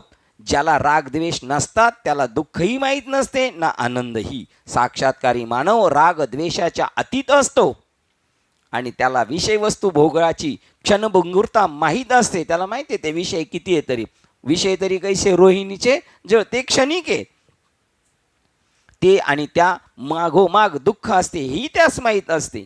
वस्तुमात्राच्या अस्तित्वामुळे वा त्या नसल्यामुळे त्याच्यावर काही परिणाम होत नाही. वस्तू मला मिळाली तरी आनंद नाही, नाही मिळाली तरी दुःख नाही. विषय वस्तूमुळे त्याच्या मनात प्रक्षोभमही निर्माण होत नाही. त्याचा प्रक्षोभ निर्माण नाही होत. का नाही असं पण नाही होत. अधिक सुखकर परिसराचे आपणास ज्ञान नसल्याने आपण त्याच्याशी फार आसक्त होत असतो. अधिक सुखकर, या वस्तूपेक्षा याच्यापेक्षा मोठी वस्तू माहीत नाही ना, त्यामुळे आपण या सुखाकडे, त्यावरचं सुख माहिती असलं तर या सुखामध्ये आपण लिप्त होणार नाही. अधिक सुखकर परिसराचे आपणास ज्ञान नसल्याने आपण त्याच्याशी फार आसक्त होत असतो. साक्षात्कारी त्यापासून अनासक्त असतो. आपल्याला जी आसक्ती वाटते ती त्याला नाही वाटत, कारण तो आपल्यातील आत्मतत्वाचंच रममान होतो. तो कशामध्ये रममान झालेला आहे? स्वतःच्या स्वस्वरूपामध्ये रममान झालं आहे. त्याचं स्वतःचं स्वरूप कसं आहे? सीमित आहे का व्यापक आहे? मग व्यापक स्वरूपामध्ये सुद्धा तो स्वतःला काय पाहतो? स्वतःलाच पाहतो. साक्षात्कारी त्यापासून अनासक्त असतो, कारण तो आपल्यातील आत्मतत्वातच रममान होतो आणि क्रीडन करतो. तो व्यक्तिमत्वाच्या सर्व स्तरावर चांगलाच संतुलित असतो, कारण आपल्या स्वतःमध्येच निर्माण होणाऱ्या परमसुख व आनंद याच्या स्त्रोताच्या ठिकाणीच त्याने आनंद रस पान केलेले असते. त्यांनी त्या स्वरूपामध्येच रममान झालेले आहे. आता तो त्या स्वरूपामध्येच रममान झाला आहे म्हणजे त्याची आपण आता कल्पनाच करणार आहे. त्याचं स्वरूप कसं आहे? आकाश आहे एवढं आहे. नंदती आणि क्रीडती हे दोन शब्द सुखाची अभिव्यक्ती निर्देशित करण्याकरता वापरलेले आहेत. जेव्हा तो रममान होतो तेव्हा त्याला स्वतःला रममान होण्याकरता वापरलेले आहेत. बघा, जेव्हा तो रममान होतो तेव्हा त्याला स्वतःला रममान होण्याकरता वापरलेले आहेत. जेव्हा तो रममान होतो तेव्हा त्याला स्वतःला रममान होण्याकरता स्वतःखेरीज कशाचीच गरज नसते. ती स्वतःमध्ये स्वतः करता रममान होतो. या लोकशाही सुखास नंदन म्हणतात. बघा, कळलं ना? कशात रममान झालेले आहे? तो स्वतःमध्येच रममान झालेले आहे. केवढं? परत एकदा वाचतो. जेव्हा तो रममान होतो तेव्हा त्याला स्वतःला रममान होण्याकरता वापरलेले आहेत. जेव्हा तो रममान होतो तेव्हा त्याला स्वतःला रममान होण्याकरता स्वतःखेरीज कशाची गरज नसते. तो रमलेला आहे, पण रमलाय कशामध्ये? स्वतःमध्येच रमलेला आहे. ती स्वतःमध्ये स्वतः करता रममान होतो, स्वतःमध्येच स्वतःच आणि स्वतः करताच रममान होतो. आपलाच आनंद उपभोगण्याकरता तो आपणच आपल्यामध्ये रममान होतो. आपणच व्याला आपला माझी. क्रीडा जेव्हा त्याला स्वतःला रमवण्यासाठी स्वतःखेरीज आणखी कशाची तरी गरज असते तेव्हा क्रीडा संभवते. आता काय सांगितलं? नंदती सांगितलं. आता काय सांगतात? क्रीडा सांगतात. साक्षात्कारी पुरुष बाह्य वस्तूंच्या संपर्कात आला असताना सर्वत्र असलेल्या दिव्यत्वात रममान होतो. तो जर बाह्य जगामध्ये रमत असला तरी तो रमलाय कोणाशी? त्यात स्वतःशीच रमलेला आहे. स्वतःचं प्रतिबिंब हे सगळं जगत म्हणजे त्याचं.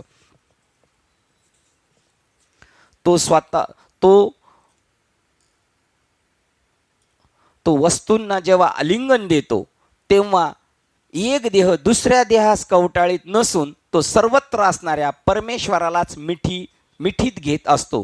जेव्हा तो ध्यानात मग्न होतो तेव्हा तो आंतरिकरित्या सुखी असतो आणि रमून गेलेला असतो. अशी व्यक्ती नेहमीच समाधानी असते. त्याचे समाधान हे आत्मतत्वाच्या अखंड सुखाच्या अनुभवातून निर्माण झालेले असते. तो गप्प बसला तरी रमलाय स्वतःच्या स्वरूपात. इतरांशी जरी रमलेला असला तरी तो रमलाय स्वतःमध्येच. श्लोक क्रमांक 538. कसा क्रीडतो तो? बालक भूक आणि इतर देहव्यथा याकडे दुर्लक्ष करून वस्तूंशी खेळत असते.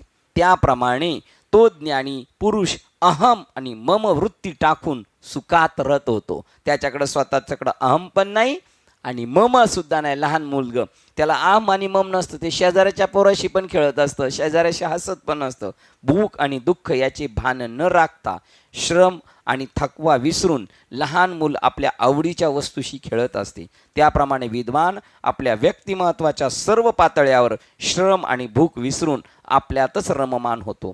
लहान बालकाप्रमाणे तो अहम मम वृत्ती सोडून तो सुखात दंग असतो. या ठिकाणचा दृष्टांत फार महत्त्वाचा आहे.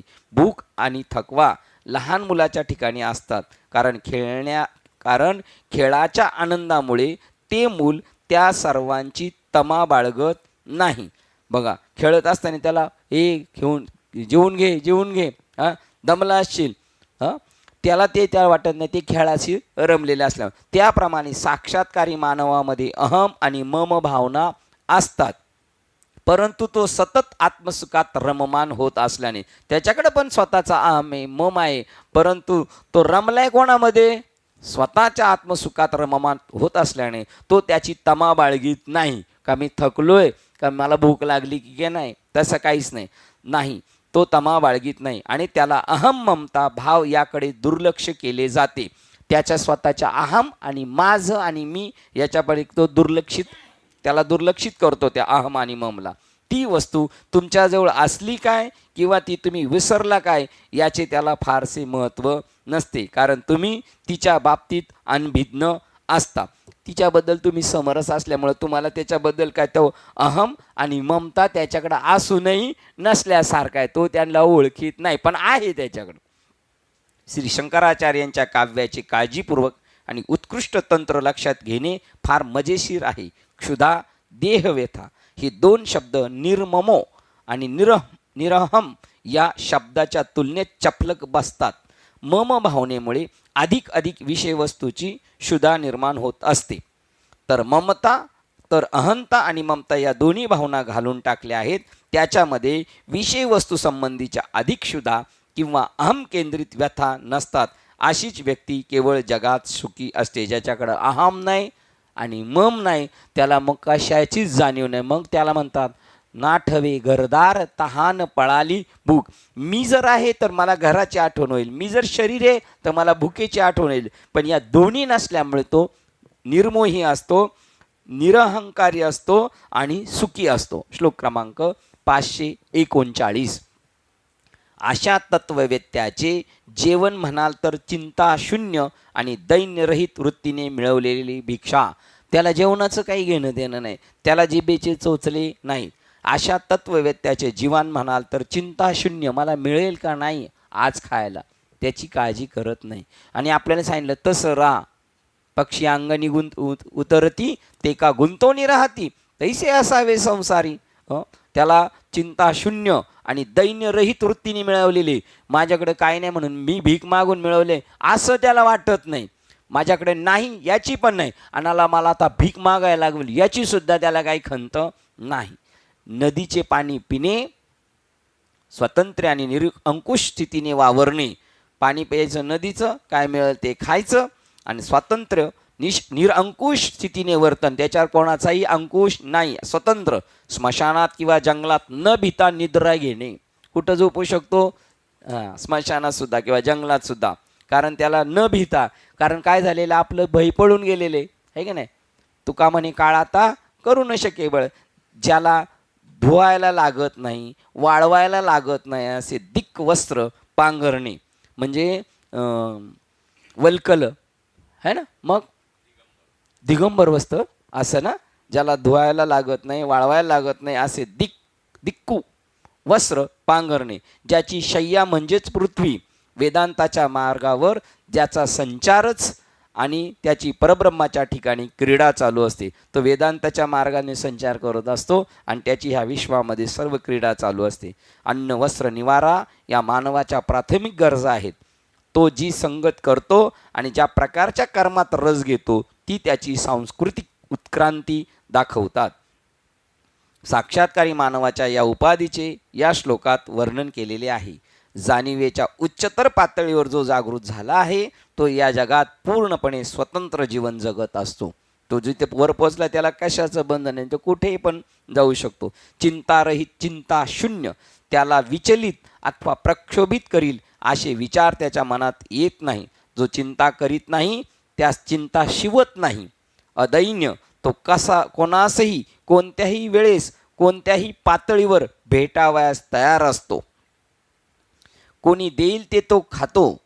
नद्या ह्या काही कोणाच्या एकाच्या नसतात, कोणीही त्यास लागेल तेवढे पाणी प्यावे. तो कोणालाही आणि कशालाही भीत नसतो. निद्रा स्मशाने वने, स्मशानात किंवा जंगलात वास करणे, दोन्ही ठिकाणी तो स्वस्थ असतो.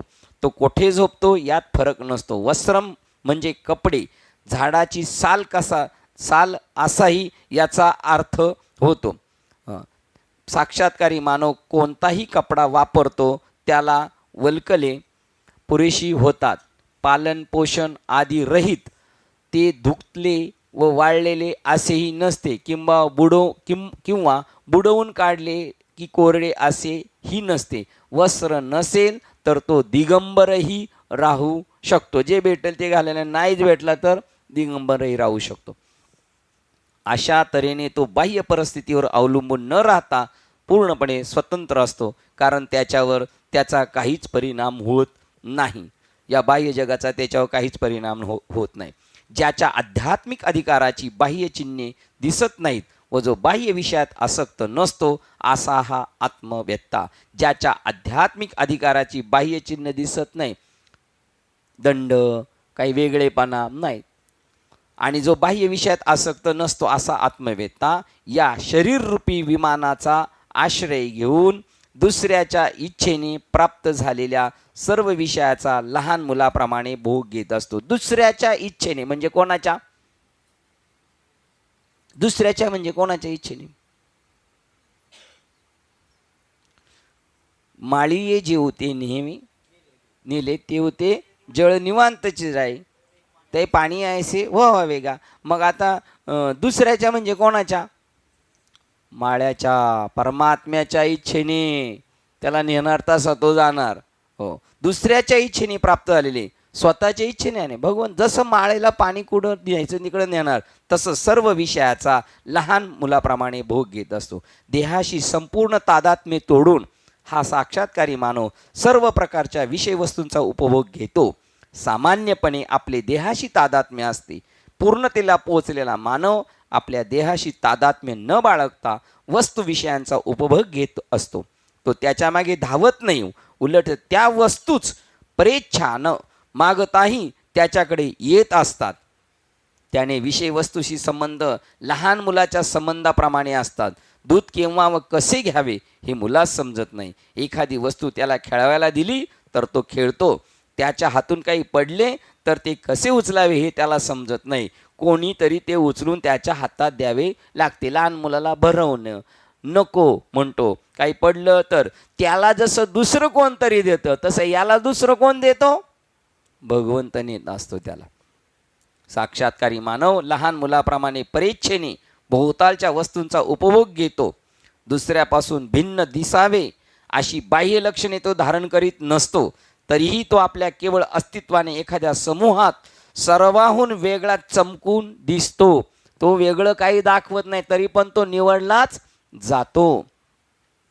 काही वेळेस दिशा हेच वस्त्र तर काही वेळेस तो सवस्त्र असा असतो. काही वेळेला तो वल्कले हेच वस्त्र वापरतो तर सर्व वेळेला चैतन्यरूप वस्त्राने वेढलेला असतो. बघा कशा कोणती वस्त्र आहे त्याची? कधी उन्मत्तपणे प्रमाणे, कधी लहान मुलाप्रमाणे, तर कधी पिशाच्या प्रमाणे पृथ्वीवर संचार करतो. 14 अभंगामधला एक अभंग आहे पिशाच्यवत. काय बाहेरी पिशाच्य अंतरी शहाणा सदा ब्रह्मी निमग्न जाना. बाहेरी पिशाच्य आणि अंतरी शहाणा सदा ब्रह्मी निमग्न. तो वेड्यासारखा राहतो. तो कोणती वस्त्रे वापरतो हे लक्षात न घेता तो नेहमी शुद्ध चैतन्यत्वाच्या अवस्थेत राहतो. त्याचं नाव आहे आता हे सोहळे झाले त्रिभुवन. आता तो सोहळ्यात आहे. त्याची जगातील वर्तणूक ही सुद्धा अनिश्चित स्वरूपाची असते. त्याला आहे तसे जग दिसत नाही. अशा दारुड्यासारखे तो वर्तन करतो. दारुड्याला दिसत नाही जग. पूर्णत्वाला पोहोचलेल्या मानवास जगातील निरनिराळ्या प्रकारच्या वस्तूंमधून आणि वस्तूंच्या द्वारा एकमेव सत्यत्वाचे अस्तित्व दिसत असते. त्याला सगळ्यांमध्ये काय दिसतं? कण में हे भगवान. आणि म्हणून त्याची जगाकडे पाहण्याची दृष्टी सर्वसामान्यपणे आपण मान्य केलेल्या प्रमाणाशी तुलना केल्यास वेगळीच असते. तो पोरकटपणा न करताही बालवत आचरण करेल. लहान मूल भूतकाळास वर्तमान काळात कधीही ओढून आणत नाही. लहान मूल भूतकाळास आणि वर्तमान काळात कधीच ओढून आणत नाही किंवा तो भविष्य काळात राहत नाही. गतकाळाच्या चिंता आणि भविष्य काळाची दुःखे त्याला कधीच शिवत नाहीत. म्हणून आपल्याला तुकाराम महाराजांचा एक अभंग होता, लहानपण देगा देवा मुंगी साखरेचा रवा. आपल्याला शाळेत शिकवायला होते, मराठी शाळेला अभंग असायचा 5वी 7वीच्या आसपास असेल. तर गुरुजी म्हणायचे आम्हाला, बघा बरं तुम्हाला काही काळजी आहे पोरांनो? आणि आम्हाला सगळी काळजी आहे. म्हणून तुकाराम महाराज म्हणतात पोरांसारखं लहानपण देगा देवा. आता तसं म्हणायचं का गुरुजींना सांगायचं तसं? पण आता गुरुजी तसंच सांगेल ना. गुरुजीची काय, लहान पोरांना काय टेन्शन नसतं, मोठ्या माणसांना टेन्शन असतं, आहे की नाही? साक्षात्कारी पुरुष पिशाच्यवत वर्तन करू शकेल. समाजाचा त्याग करून तो एकटाच अंधकारमय गुहेत राहील. जर कोणी त्याच्या गुहेत शिरले तर तो एकदम बाहेर पडून झाडामागून एकदम जंगलात अदृश्य होईल. प्रत्येकजण भूताला भीत असतो, परंतु भूत कोणाला भिल्याचे ऐकवीत आहे? नाही. कारण आता तो कोण झालाय? भूत झाला. तो भूताला नाही घाबरत, भूत याला घाबरल वाटलं तर. अशा तऱ्हेने त्याच्यावर भोवतालच्या कशाचाही परिणाम होत नाही. श्लोक क्रमांक 542. एका ब्रह्मातच संचार करणारा योगी निष्काम असून परेच्छेने प्राप्त झालेल्या कामनांच्या मध्ये संचार करीत असतो. तो नेहमी आत्मैक्य ब्रह्मैक्य वृत्तीने संतुष्ट राहून सर्वत्र सर्वामध्ये ब्रह्मरूपाने राहतो. सगळ्यांमध्ये राहताना तो स्वतःला काय पाहतो? ब्रह्मस्वरूप. सर्वांना काय पाहतो? ब्रह्मस्वरूप. आणि दुसरा नेईल तसा तो चालतो, दुसरा नेईल तसा. अशी निवृत्तीनाथ होते. बघा किती वेळा आपण म्हटलेलं होतं, त्याचा ठाम पुरावा आहे. निवृत्तीनाथ एवढे वृत्तीवर नव्हते. जेवायची वेळ झाली का दादा जेवा, कीर्तनाला जाताना घेऊन जायचं आणि बसवायचं तिने.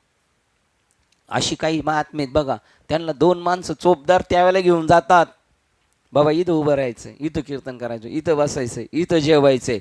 तो आता परेच्छेने जीवन जगतोय. हो, निवृत्तीदादांचं सगळं संगोपन कोणी केलं? ज्ञानेश्वर महाराजांनी. व्यावहारिक पूर्णत्वास पोचलेल्या मानवास कामना असतात, परंतु काही वेगळेपणाने त्याच्या कामना रहित कामना असतात. त्यालाही कामना असतात, पण त्याच्या कामना रहित असतात. आमच्या दृष्टीने तो काही ध्येय हेतू ठेवून कर्म करीत असेल, आपल्याला असं वाटेल हा काहीतरी प्लॅनिंगनी असं करत असेल, परंतु त्याच्या दृष्टीने ते कर्म कामना प्रेरित नसते. आपणच काय तो त्याच्यावर काही कामनांचा अध्यारोप करीत असतो, कारण त्याने अंगीकारलेले कर्म जणू कामना प्रेरित असावे इतपत तळमळीने, विस्तृतपणे आणि पूर्णपणे केले जाते. त्याची सर्व कर्मे उत्स्फूर्त असतात. आपण तरी जीवावर आल्यासारखं करू, पण तो उत्स्फूर्तपणे करणार. तो इकडे तिकडे एकटा संचार करतो. संगाती बरोबर न घेऊन तो आपल्यामध्ये जरी वावरत असला तरी आपण त्याच्या विचाराशी आणि भावनाशी सहभागी होऊ शकत नाही. तो आपल्या अद्वितीय अनुभवातच एकटाच असतो. आपण जरी त्याच्यासोबत असलो तरी आपण त्याला जाणू शकत नाही त्याच्या डोक्यात काय. आता तो जे आले होते याकूब मेमन वगैरे, ते काय त्यांच्या डोक्यात जाणू शकत होते? ते आपल्यातच राहत होते, भाड्याने खात होते, राहत होते, पण ओळखू शकत नाही. तो सर्वव्यापी आत्मतत्व म्हणून स्वतःमध्येच रमलेला असतो. कशामध्ये रमलेला आहे? सर्वव्यापी आत्मतत्वामध्ये रमलेला आहे. म्हणजेच कोणामध्ये रमलेला आहे? स्वतःमध्येच रमलेला असतो. तो कामनारहित कामना बाळगू शकतो. कामनारहित कामना बाळगू शकतो. मग कामना असते की नसते त्याच्याकडे? कामनारहित कामना बाळगू शकतो म्हणजे कामना असते की नसते? कामना असते, पण ती कामना नसते. जीही विषयी संगू न सांडिता, इंद्रियासी न दंडिता, भोगिली निसंगिता कामेवीन.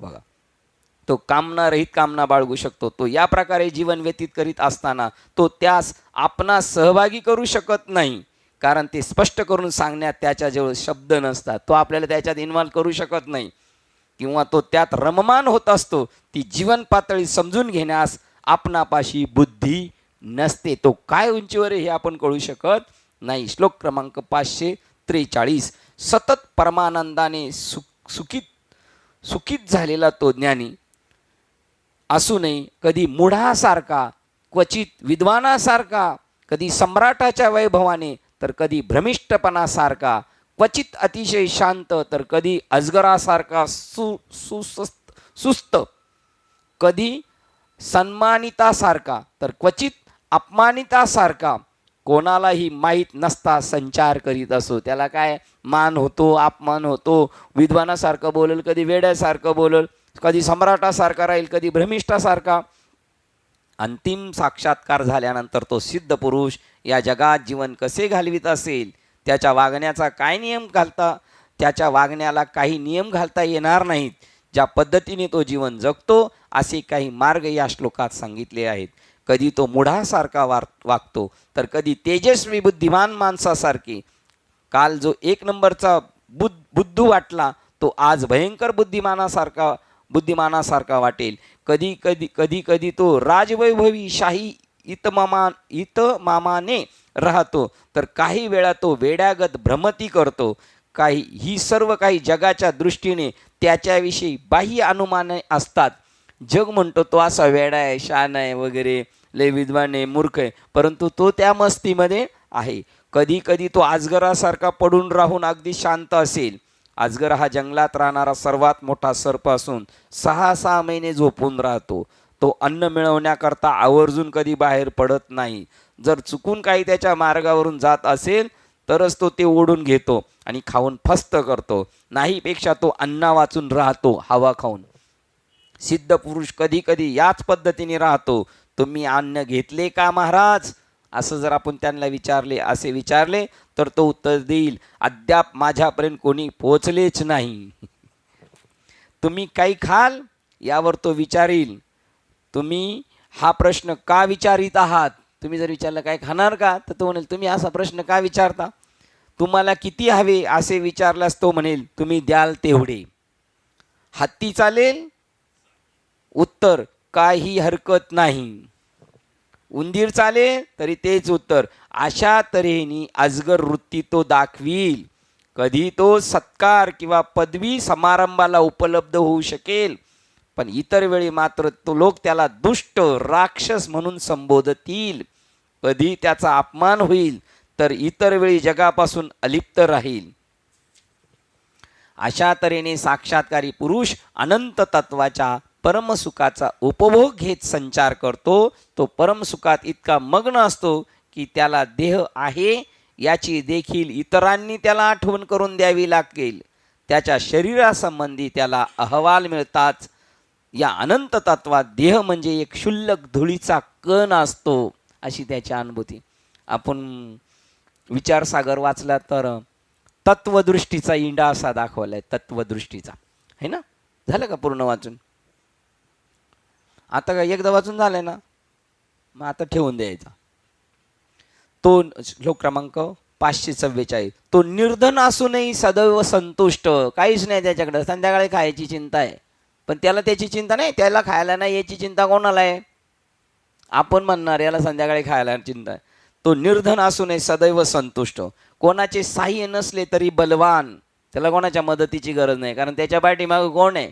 तोच आहे. विषय उपभोग घेत नसला तरी नित्य तृप्त. विषय परमस्थिती असूनही मनाची समता ढळत नाही. विषम परिस्थिती असूनही मनाची समता ढळत नाही. साक्षात्कारी पुरुषाजवळ स्वतःचे भागण्यापुरतेही पैसे नसतील, तथापि जवळ संपत्ती असून सुद्धा सामान्यपणे दुःखी असणाऱ्या व्यवहारी माणसाच्या तुलनेत ते सुखी आणि समाधानी असतात. याचं स्वतःचं भागल एवढं नाही, आणि यांच्याकडे भरमसाठे तरी हे सुखी नाही. त्यांच्या तुलनेत तो त्यांच्यापेक्षा परमसुखी अवस्थेत आहे. त्याला मदत करण्यास कोणी नसतो. तो जगात एकटाच राहतो, तरी तो फार सामर्थ्यवान असतो. ते अंगी सामर्थ्य असतं, ते दिसत नसतं. अंगी सामर्थ्य बाळगीती. तो कोणाला भीत नाही. तो सदैव समाधानी असतो, म्हणून तो विषय उपभोगात कधी मग्न होऊन जात नाही. आपण वस्तू जगताच्या मागे जात असतो, कारण आपणास त्याच्या उपभोगाची कामना असते. तो सदैव समाधानी असल्याने त्याला कोणतीच कामना नसते. साहजिकच मनोविकार आणि विषय उपभोगामुळे परिणामी लागणाऱ्या थापा तो टाकीत नाही. असा तो सदा शांत नित्य तृप्त महात्मा असतो. म्हणून तो अतुलनीय असल्यामुळे त्याची तुलना कोणाशी करता येऊ शकत नाही. तो अतुलनीय असल्यामुळे तो साक्षात्कारी मानव सर्व परिस्थितीत समदर्शी असतो. सगळ्यांमध्ये समभाव पाहणार असतो. आपल्या शहाणपणाच्या बाबत तो नमुनेदार असतो, तरी सुद्धा सर्वांच्या बद्दल समदृष्टी ठेवण्यात इतपत तो विनम्र असतो. एवढा मोठा असून सुद्धा तो आपल्याशी विनम्र भावाने वागेल, आणि आपण मुसमुसल्यासारखं करू. त्याच्या दृष्टीने कोणीच अगदी खालच्या पातळीवर नसतो.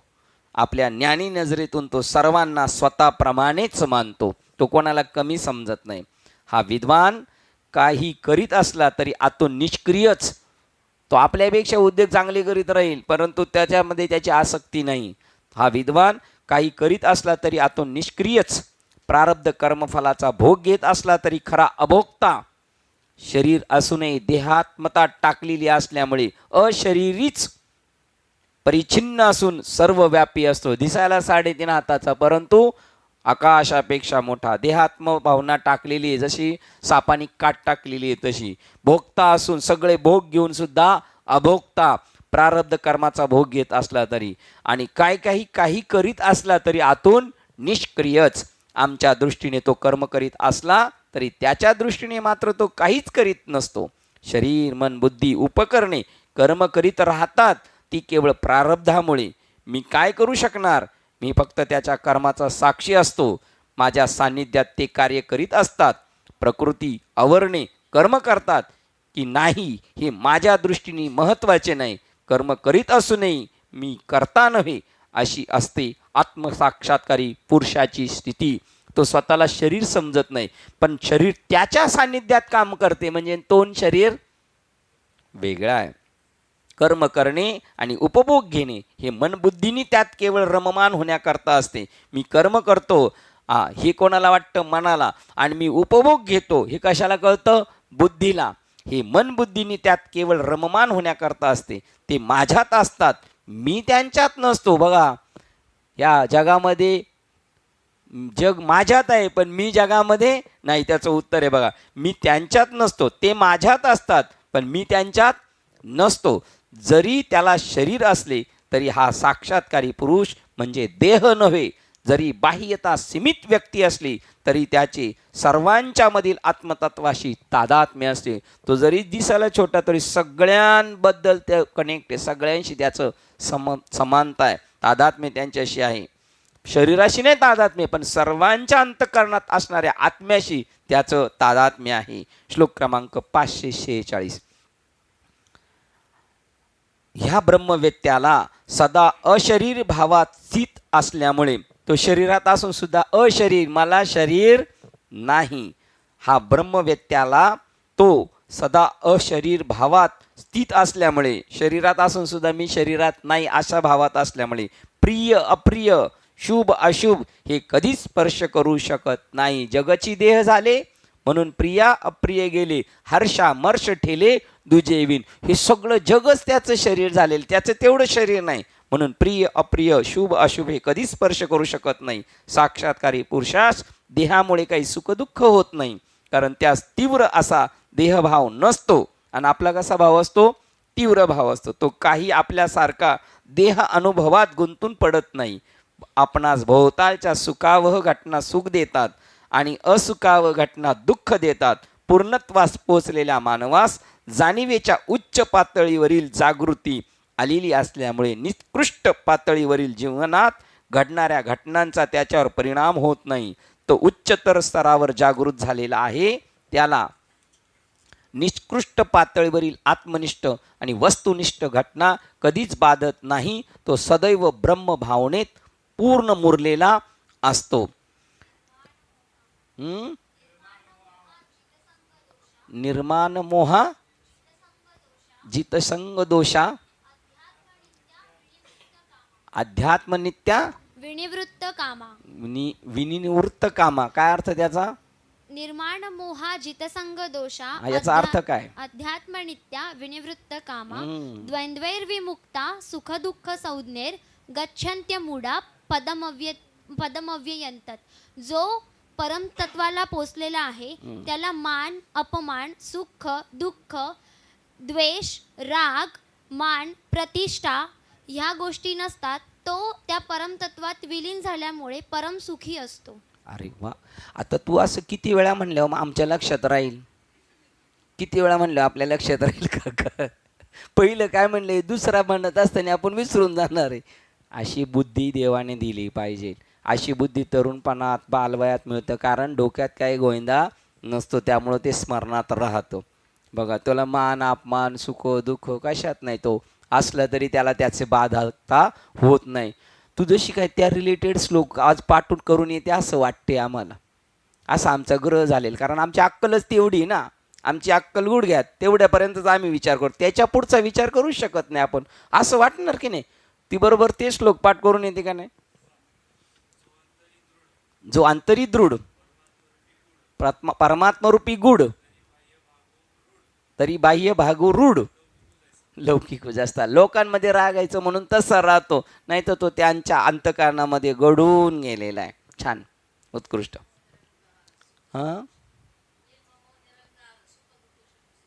निर्ममो निरंकार सुख दुःख निर्ममो निरंकार सुख दुःख क्षमिक सुख यथात्मा. हा, अर्थ काय होतो त्याचं सांगितलं चालेल. सुख दुःखात सुख दुःख समान सकळ. हा, सकळ जीवांचा कृपा त्याच्याप्रमाणे सगळ्यामध्ये त्याला निर्मोही आहे, त्या कशात परिणाम नाही होत, त्याच्यावर उदासीन आहे. बघा तो आता तो आहे, आपण असं काही होणारच नाही. आपल्याला पक्क माहिती आहे आपण काय असं होणार नाही, तो तसा असतो. आपलं काही हिसाब नाही, आपला हिसाब आपलं. आपण गव्हाणीतल्या त्या उरलेली उष्टवळ आहे ना, ती उकुरड्यावर जाणार आहे आपली, आहे का नाही? उष्टवळ माहिती का तुम्हाला? गव्हाण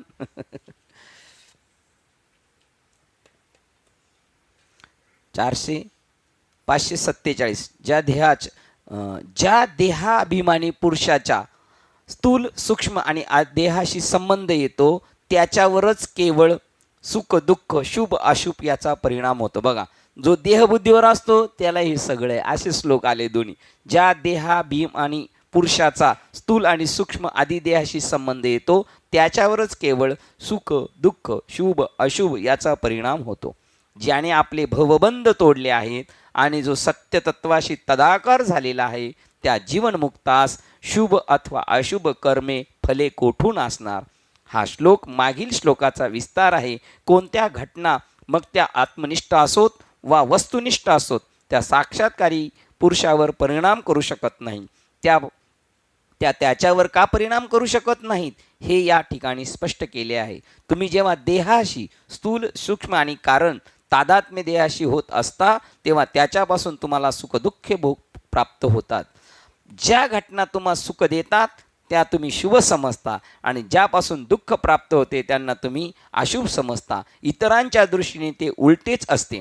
तुम्ही जर 3 देहाशी तादात्म्य पावत असाल आणि मीच तो देह आहे असा अहंकार बाळगीत असाल तर तुम्ही जागृत स्वप्न आणि सुषुप्ती जगाचा उपभोग घेणाऱ्या तुमच्या वृथा तादात्म्यानुसार तुम्ही अनुक्रमे जागृताभिमानी जीव, स्वप्नाभिमानी जीव आणि सुषुप्ताभिमानी जीव होत असता. या तिन्ही जगातील अनुभव एकत्र केल्यास तुमच्या सुखाच्या आणि दुःखाच्या अनुभवानुसार त्याचे शुभ आणि अशुभ असे 2 गट पडतात. अशा तऱ्हेने जेव्हा देह तादात्म्य असते तेव्हा ती द्रष्टा भावक विचार निर्माण करते आणि हा द्रष्टा भावक विचारच केवळ सुखदुःखाचे अनुभवित असतो. जेव्हा तुम्ही देह समजता स्थूल सूक्ष्म कारण मग द्रष्टा भावक विचार होणार, मग स्वप्नाभिमानी जागृत आणि मग तुम्ही त्याच्यात दुःख बघणार. कधी? मी देह म्हणता कोटी ब्रह्महत्या आणि मी आत्मा स्वरूप आहे त्यावेळेला तुम्हाला सुखदुःखाचे चटके नाही. ज्याने भरपूर चिंतन केले आहे, कोणी भरपूर चिंतन केले आणि ज्याची परिणती म्हणून त्या शाश्वत आत्मतत्वाची प्रचिती आलेली आहे अशा जाणीवेच्या उच्चतर पातळीवर ज्याची जागृती झाली असेल तर आपण त्यास चिकटवितो. त्यानुसार त्यास एखादी गोष्ट शुभ कसली वा अशुभ कसली आत्मतत्वाच्या दृष्टिकोनातून पाहिल्यास बाह्य घटना अशा नसतातच. स्वप्नातून जागे झाल्यावर स्वप्नातील उपाधी जागृती होण्यास बाधीलच कशा. बघा, स्वप्नातून जागृत झाल्यानंतर परत बाधतील का? स्वप्नात जे चटके बसवत होते आणि सुळावं चढवलं होतं ते जागृतीत आहे का? नाही. खाली उत्तर त्याचं दिलंय. त्यात सतत येत असलेल्या दिव्य अनंत तत्वाच्या अनुभवामध्ये अशुभाचा एकही लेश नसल्यामुळे त्याच्या दृष्टीने शुभ काही असू शकत नाही आणि अशुभाशी तुलना न करता त्या ठिकाणी शुभ असेलच कसे.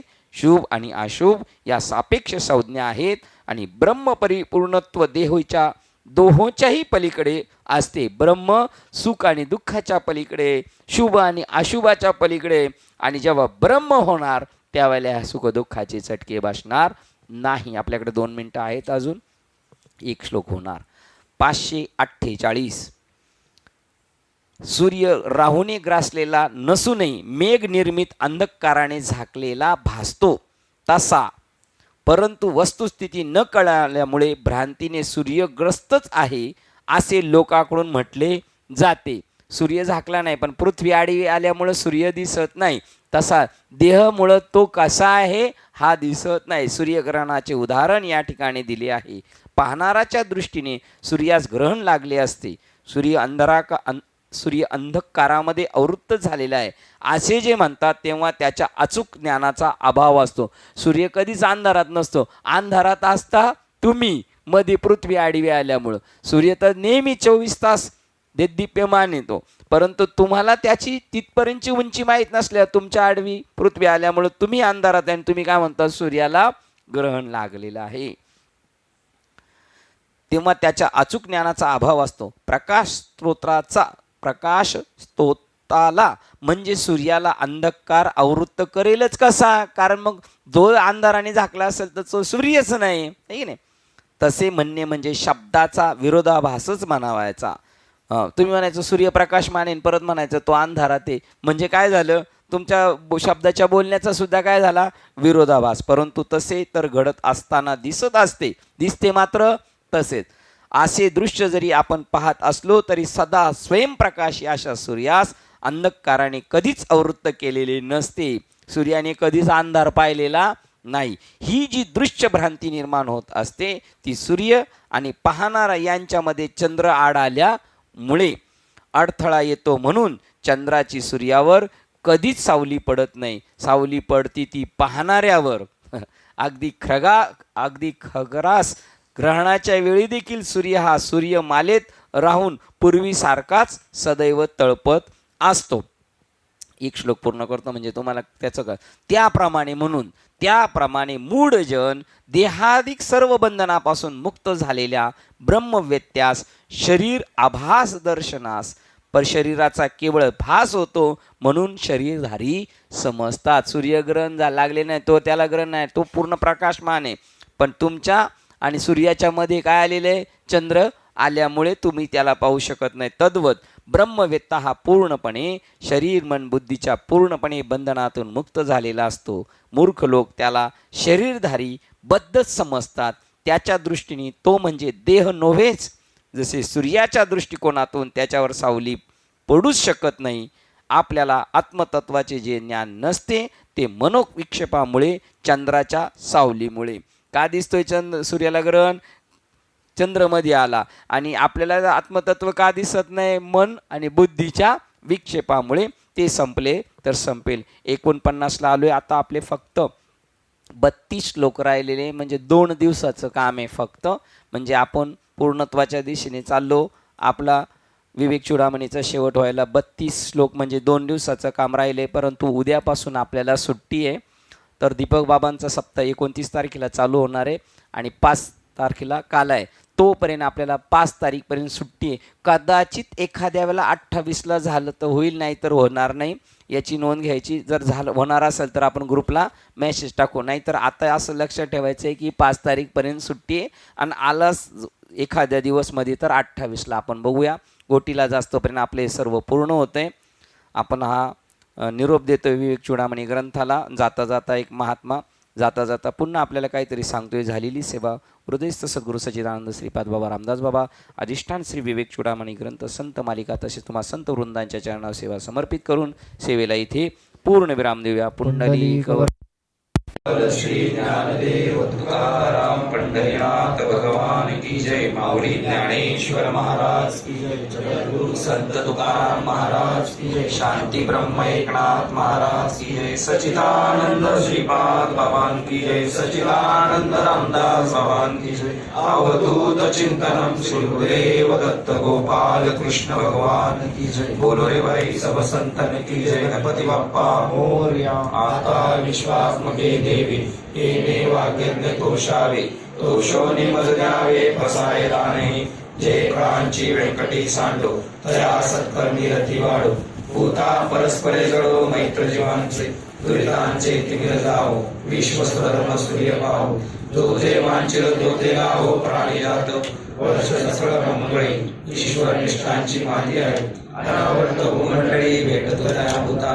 तलातरुचे आलो चेतना चिंतामणीचे गाव. बोलले जे लाडव पियुषांचे. चंद्रमीचे आलांचन मार्तंड जेता बहीण.